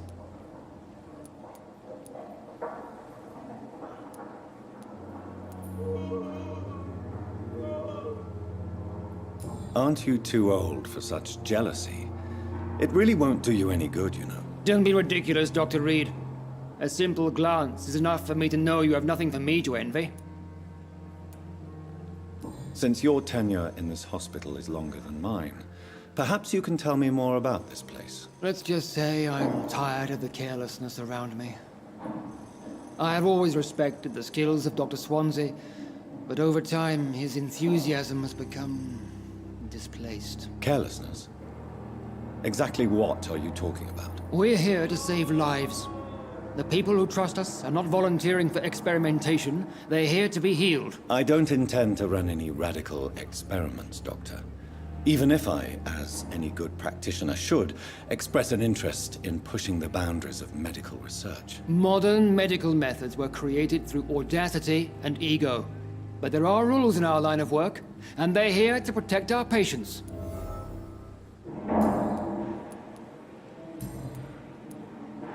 I don't know what you've heard about me, but I have already proved my value as a practitioner. I don't question your skills, Dr. Reed, but your motive.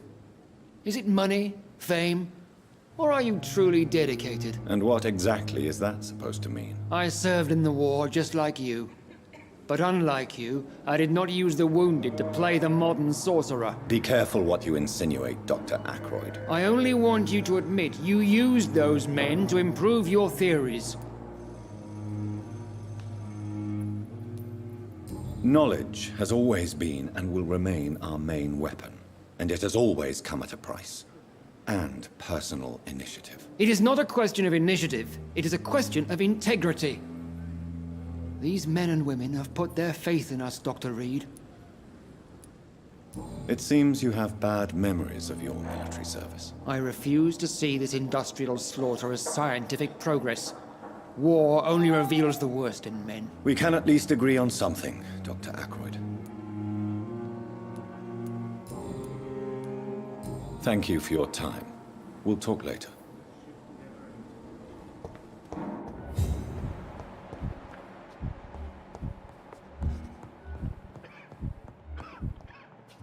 You always knew the words to calm the children, Ellen. As for me... Good evening, Doctor. I believe we're going to be working together. Dr. Reed. Dr. Swansea informed us of your arrival, but I could not dare to believe we'd have such good fortune. Such an honor, sir. Thank you. And you are? I am Thoreau Strickland, Dr. Thoreau Strickland. I'm a great admirer of your work, Dr. Reed.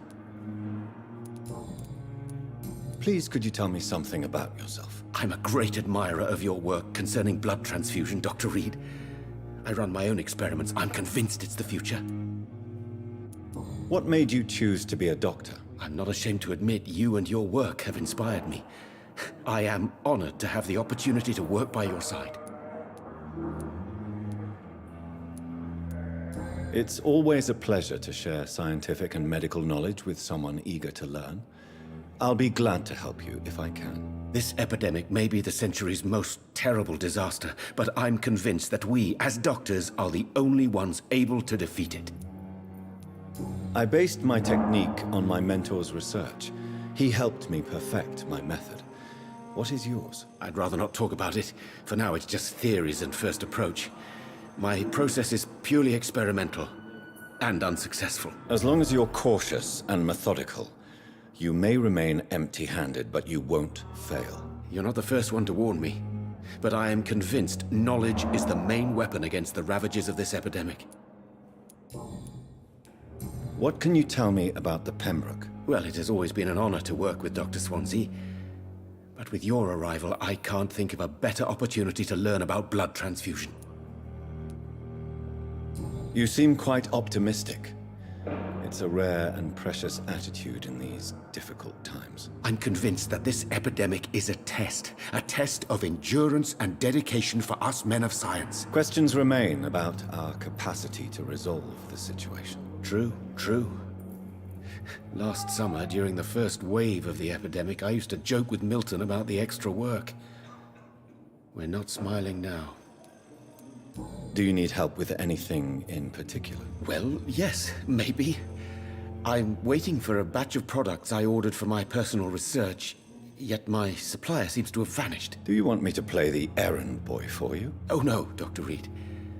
But if you went personally to his shop, what with your reputation and all, he wouldn't dare to refuse the products I need. I see. Well, give me the address, for I may pass by if I have time.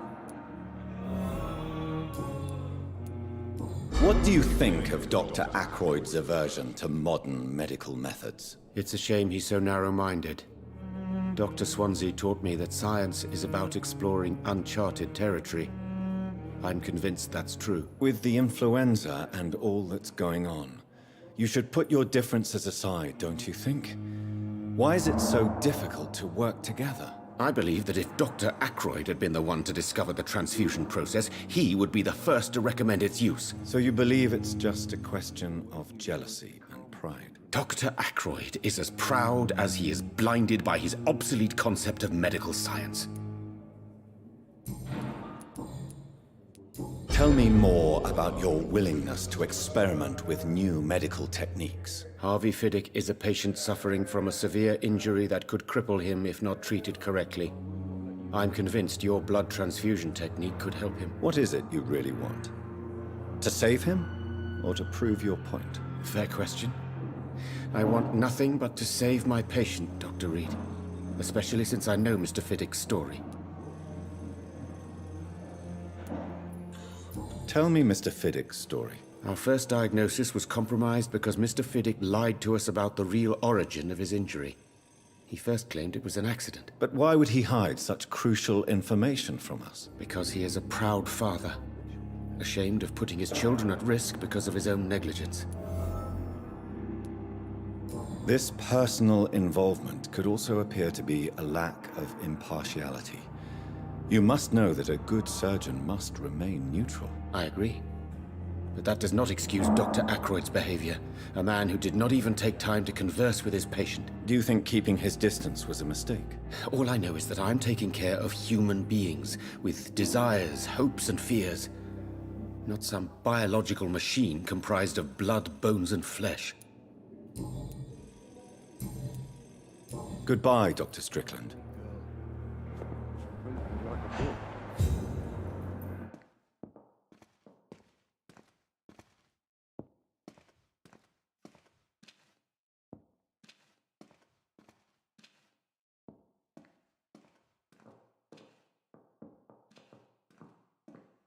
Good evening, sir. I'm Dr. Reed. May I help you? I don't know if a third opinion is needed. Your colleagues are already arguing about my condition. I see. Would you mind telling me more about your situation? I'm Harvey Fiddick. All I want is to get me bloody arm fixed properly. Tell me about yourself, Mr. Fiddick. I'm just a regular guy waiting to get his arm fixed, so I can return to work and to my family. I was more curious about what you were doing before being hospitalized. I'm a carpenter, and a good one too. But that means I need both arms to feed my family, Dr. Reed. Tell me about the doctors who are arguing about your case. Strickland and Ackroyd. They both want the best for me, but there's a lot of pride there. Doctors are no different from carpenters, it seems. What do you mean? I often had professional arguments with rivals on a building site. Difference is, I disagreed about wooden nails, not flesh and bones.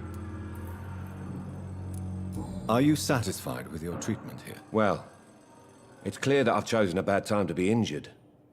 Forgive my bluntness, But you seem overwhelmed by cases of the flu. I won't lie to you about it. I'm afraid we are. Are you sure you don't want to operate yourself, Dr. Reed?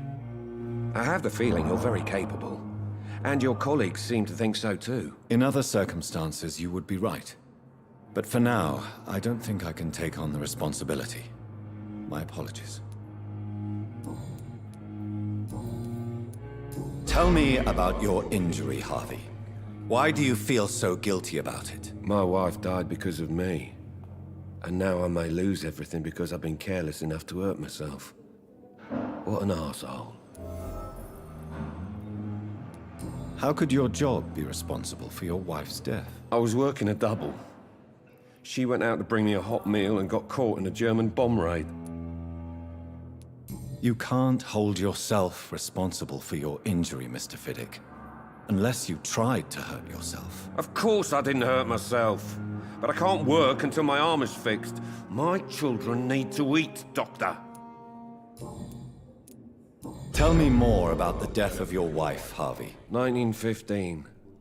I was in the army. Building workshops for the Royal Flying Corps. Helen was happy I wasn't sent to the front. What happened? The Germans sent Zeppelins to bomb the construction site, but they missed their target. My wife was bringing my dinner when the bombs fell. I'm sorry for your loss. So many died during the bombings. I served in France and witnessed the carnage there. I would like to say that she didn't suffer. Truth is, I have no idea. I just know that I'm all that me kids have. Poor little bleeders. How are your children after losing their mother? They were smaller then. The only good thing about this is my Helen didn't bring them with her that night.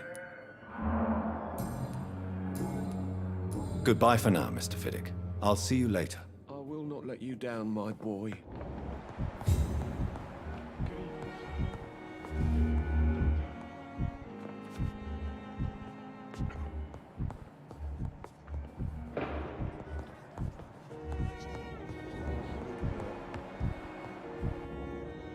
Good evening. I'm Dr. Reed. Can I help at all? No. Really? Why are you here, then? I don't want to talk. My throat hurts too much. I suppose that this pain is the reason you're here. Is someone taking care of you? Yes. And no. Could you at least tell me your name, sir? Mortimer. Mortimer Goswick. How painful is your throat, Mr. Goswick? So painful I'd rather not talk at all, Doctor. I'm sure you realize a doctor and his patient have to communicate, sir. Would it help if I gave you some paper and a pen? Not really. I see. Then maybe it's not just your throat that hurts, Mr. Goswick.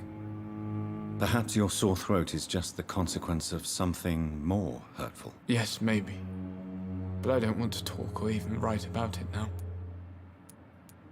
How painful is your throat, Mr. Goswick? So painful I'd rather not talk at all, Doctor. I'll let you get some rest, then. I'm all right. Good evening, Mr. Goswick. How are you? I'm okay.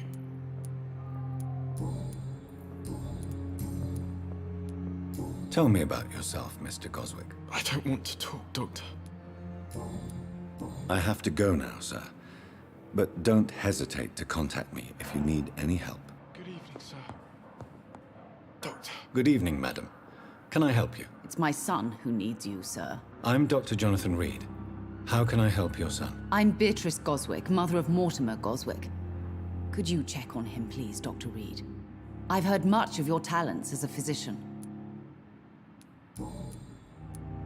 What can you tell me about yourself, Mrs. Goswick? Not much to say.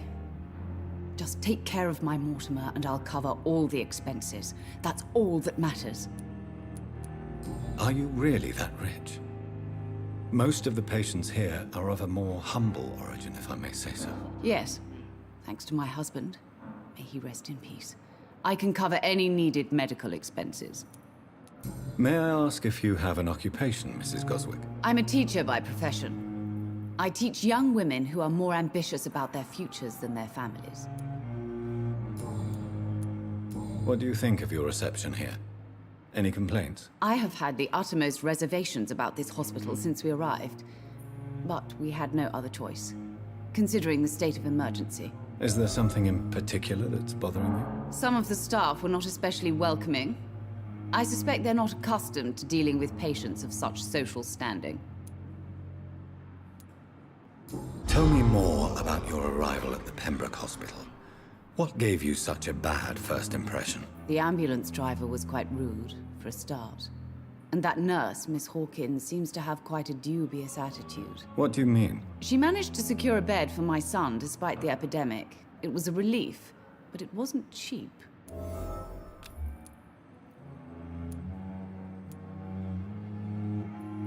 I share your concern, Mrs. Goswick. Be sure that I'll talk to the people involved. I don't expect compensation, Dr. Reed.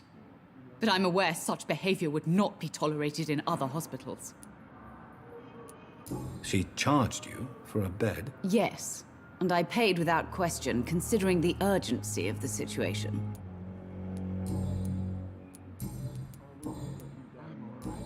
Goodbye, Mrs. Goswick.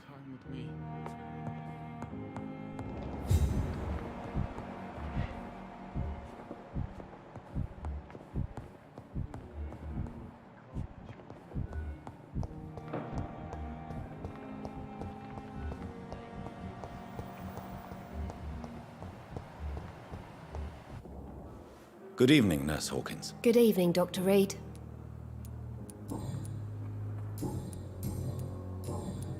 Goodbye, Nurse Hawkins.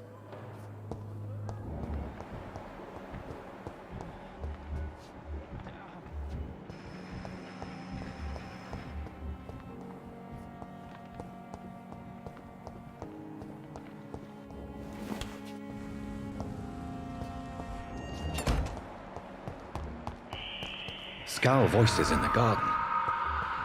I should investigate. If they were to find somebody...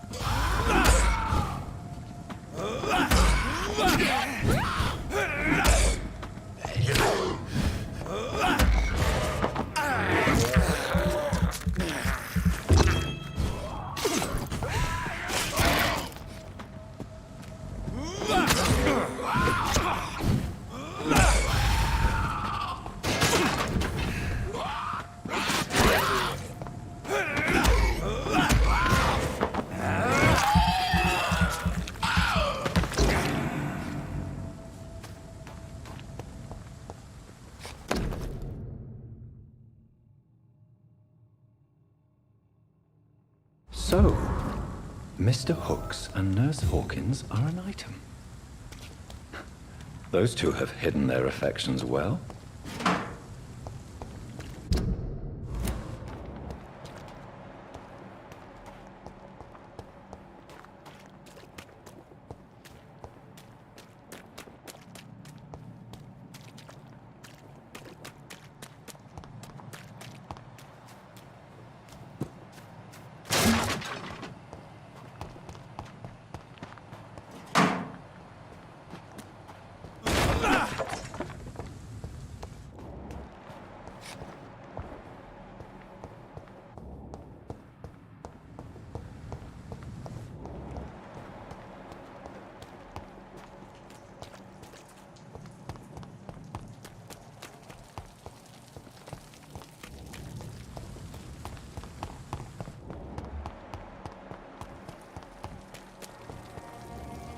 Good evening, Nurse Brannigan. Good evening, Doctor.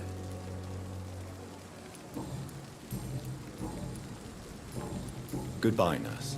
Call me if you need assistance.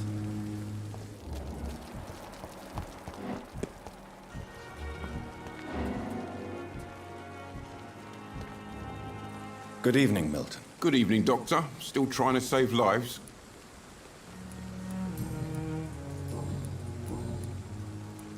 Why do you have such a mediocre reputation among your colleagues, Milton? Fuck them.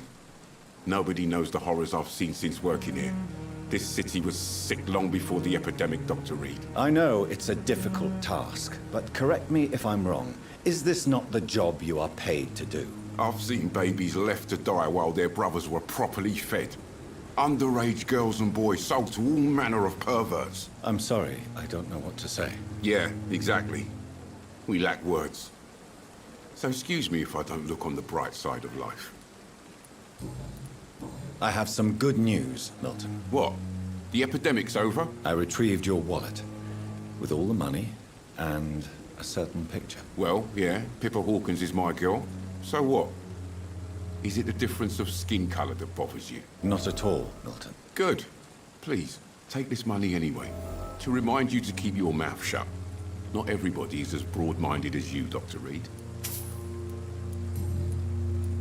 What's going on between you and Nurse Hawkins? Pippa's tired. Tired of all this shit. Tired of all those corpses piling up. She's as depressed as I am. During the war, I witnessed a few couples, just like you, come together in difficult circumstances. It can be very damaging. Maybe you're right. But we support each other. And that's all that matters. You do realize you could both get fired. Hospital staff are not meant to have intimate relationships with one another. Come on, Dr. Reed. Do you know how many rules are broken in this hospital every day just to keep it running? There's nothing wrong with what we're doing. Do you need any medical help, Milton? I'm fine, Doc. Physically, at least. But I would give everything to be in a better place right now. Goodbye, Milton.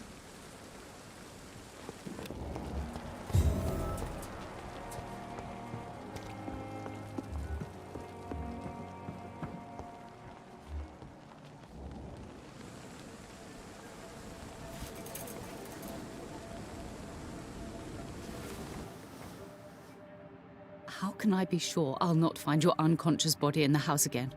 I promise you, you'll not find my unconscious body. For God's sake, how can you say such a thing? How can you refuse to listen? I tried to warn you for so long. No, I won't let my only son die. You promised me you'll stay alive. Your son lied to you, like the whole world lies to us.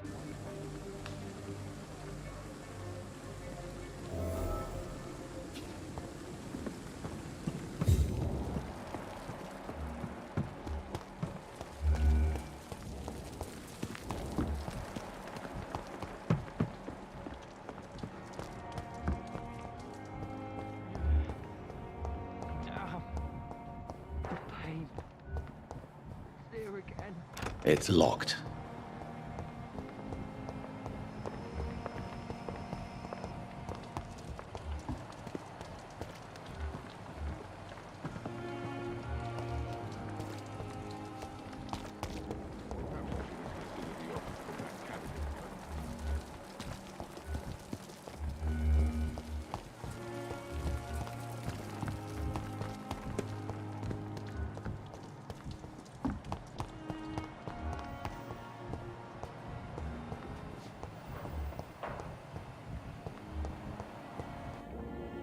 Good evening, Nurse Hawkins. Good evening, Dr. Reed.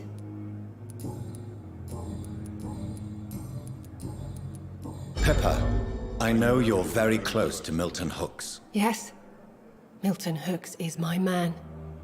If you want to report me for that, just feel free, Doctor. I have no intention of reporting you, Nurse Hawkins. But are you aware of the risks? The rules say I won't be allowed to work as a nurse anymore. But here at the Pembroke, we break rules all the time. Is he worth the risk? Hey, I'm no perfect woman, and Milton is not the finest bloke. But we do our best to get by. That's all any of us can hope for nowadays. Goodbye, Nurse Hawkins.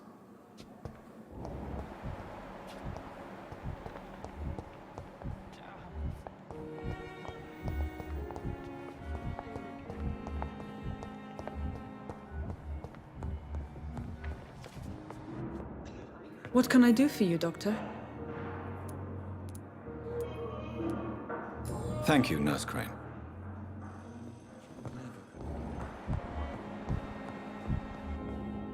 Good evening, Doctor. How is my son doing? Tell me more about your arrival at the Pembroke Hospital. What gave you such a bad first impression? The ambulance driver was quite rude, for a start. And that nurse, Miss Hawkins, seems to have quite a dubious attitude. What do you mean? She managed to secure a bed for my son despite the epidemic. It was a relief, but it wasn't cheap.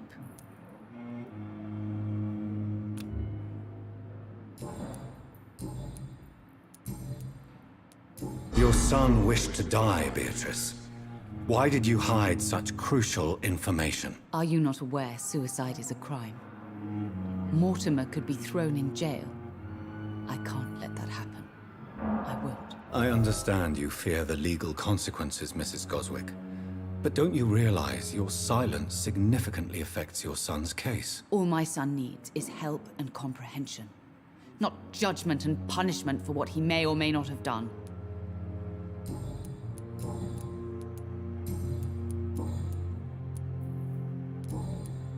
Goodbye, Mrs. Goswick. Doctor. Good evening, Mr. Goswick. How are you? I'm okay. Why did your mother have you hospitalized here? She seems convinced this is a bad hospital. My mother just wants the best for me. She won't rest while I'm here. She'd go all the way to hell and back to help me. Is your mother bothering you? As your doctor, I can ask her to leave you alone if you would prefer. That's tempting, Doctor. But you have no idea what my mother is capable of. She would tie herself to my bed if you asked her to leave. Is your mother bothering you? As your doctor, I can ask her to leave you alone if you would prefer. That's tempting, Doctor. But you have no idea what my mother is capable of. She would tie herself to my bed if you asked her to leave.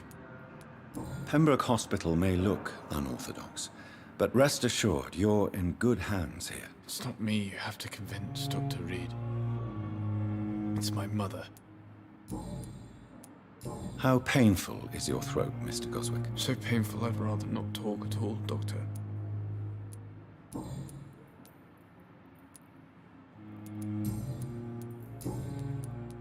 Admit it, Mortimer.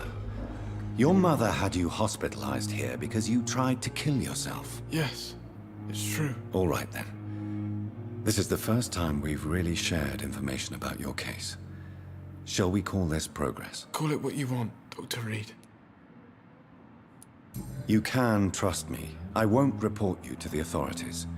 My one and only concern is your health. I guess I should thank you, then. Can I help you in any way, Mr. Goswick? I wrote a letter for my mother. She was supposed to read it after my death. But I suppose she doesn't have to read it now. I see. And is this letter still near the place where you tried to take your own life? Yes. And I don't want anyone reading my last words. I mean, I'm still here. If you bring me back that letter, then perhaps we'll talk.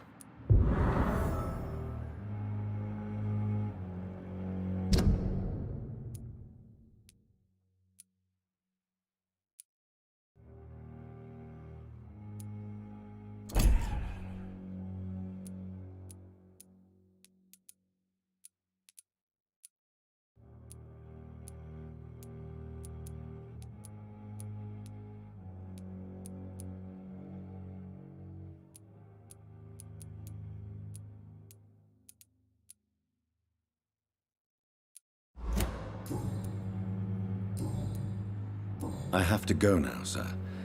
But don't hesitate to contact me if you need any help. I'm all right. Don't waste your time with me.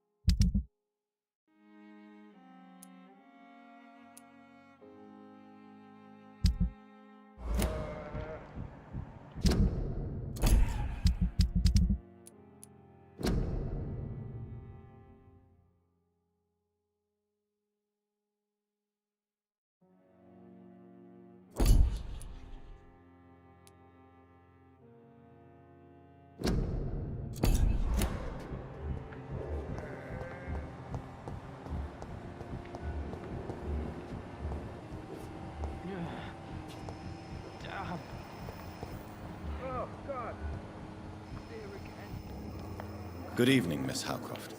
How are you tonight? I need blood, Doctor. Warm, rich, vibrant blood. Tell me, Thelma, why do you feel so attached to Mr. Elwood? Why him? I'm not sure, Doctor. I think we have a bond of some sort. We've both suffered so much. He's the only mortal I find interesting. Do you plan to make him a vampire too? Of course not. How could I inflict my curse on anybody else? I'm not that cruel, Doctor. Would you say you and Mr. Elwood are romantically involved? No. No, Thomas is a delicate soul. Even though he disguises it. But I am not the woman he needs. No, for I am a vampire, Doctor.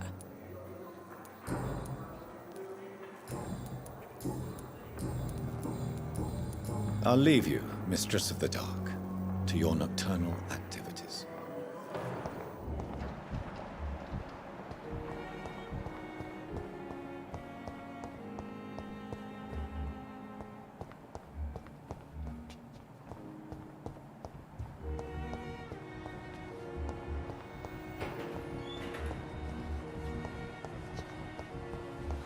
So many deaths.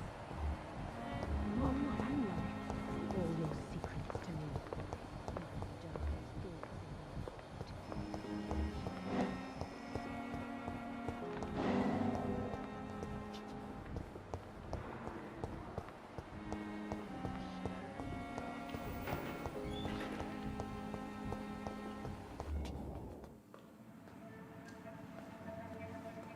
You don't mind if I search your pockets, do you, sir? You won't need any of these anyway. I'm not stealing from you, mister. I'm only redistributing your belongings to people who need them more than you. You see, no one has claimed your body, sir, so it would be such a shame to bury you with your valuables. I will not forget you, sir. And I thank you for your generous donation.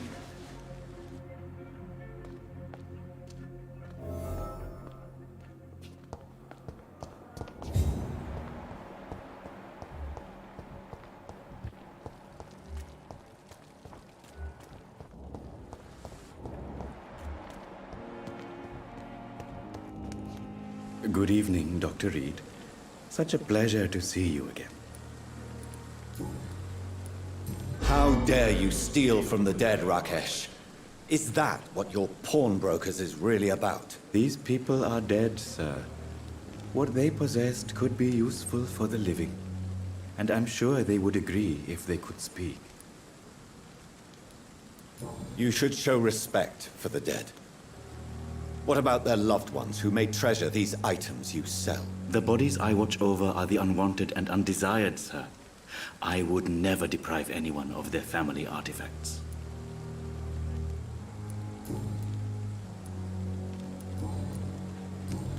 Goodbye, Mr. Chidana.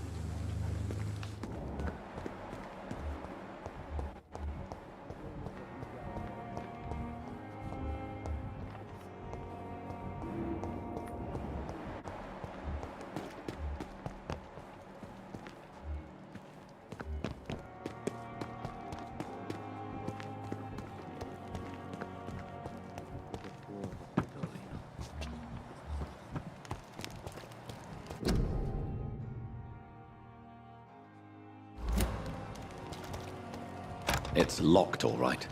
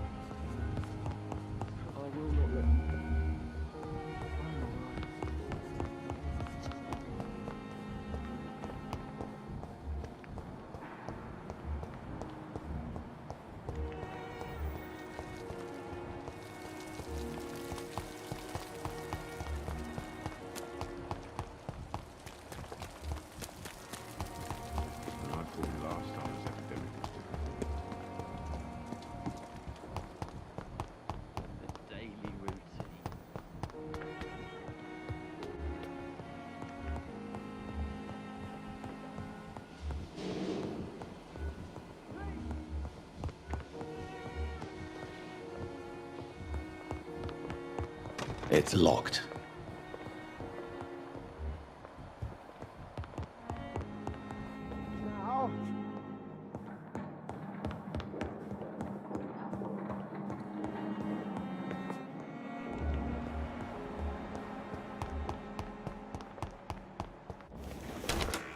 This must be the place.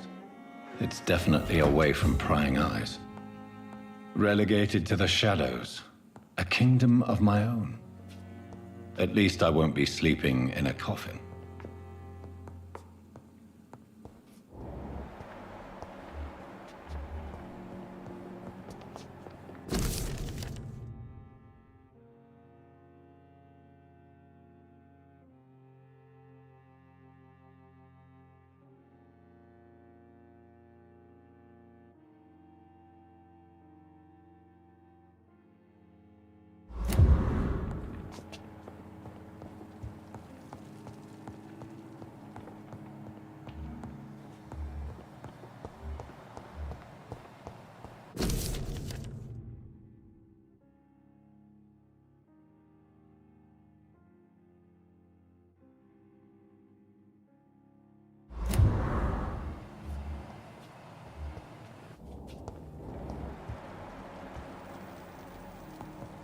The flower's dying.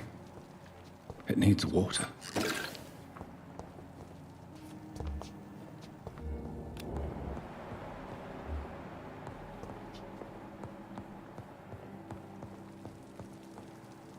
The flower's dying. It needs water.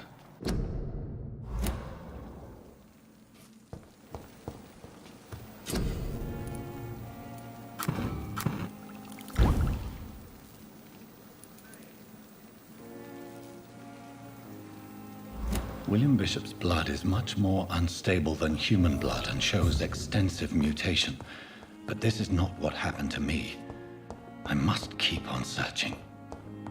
The sun is about to rise. I can feel it. I'll continue tomorrow night. I have so much time now.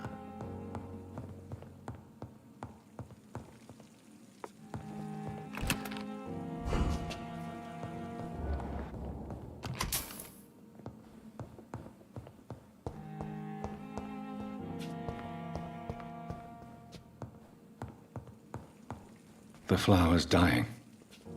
It needs water.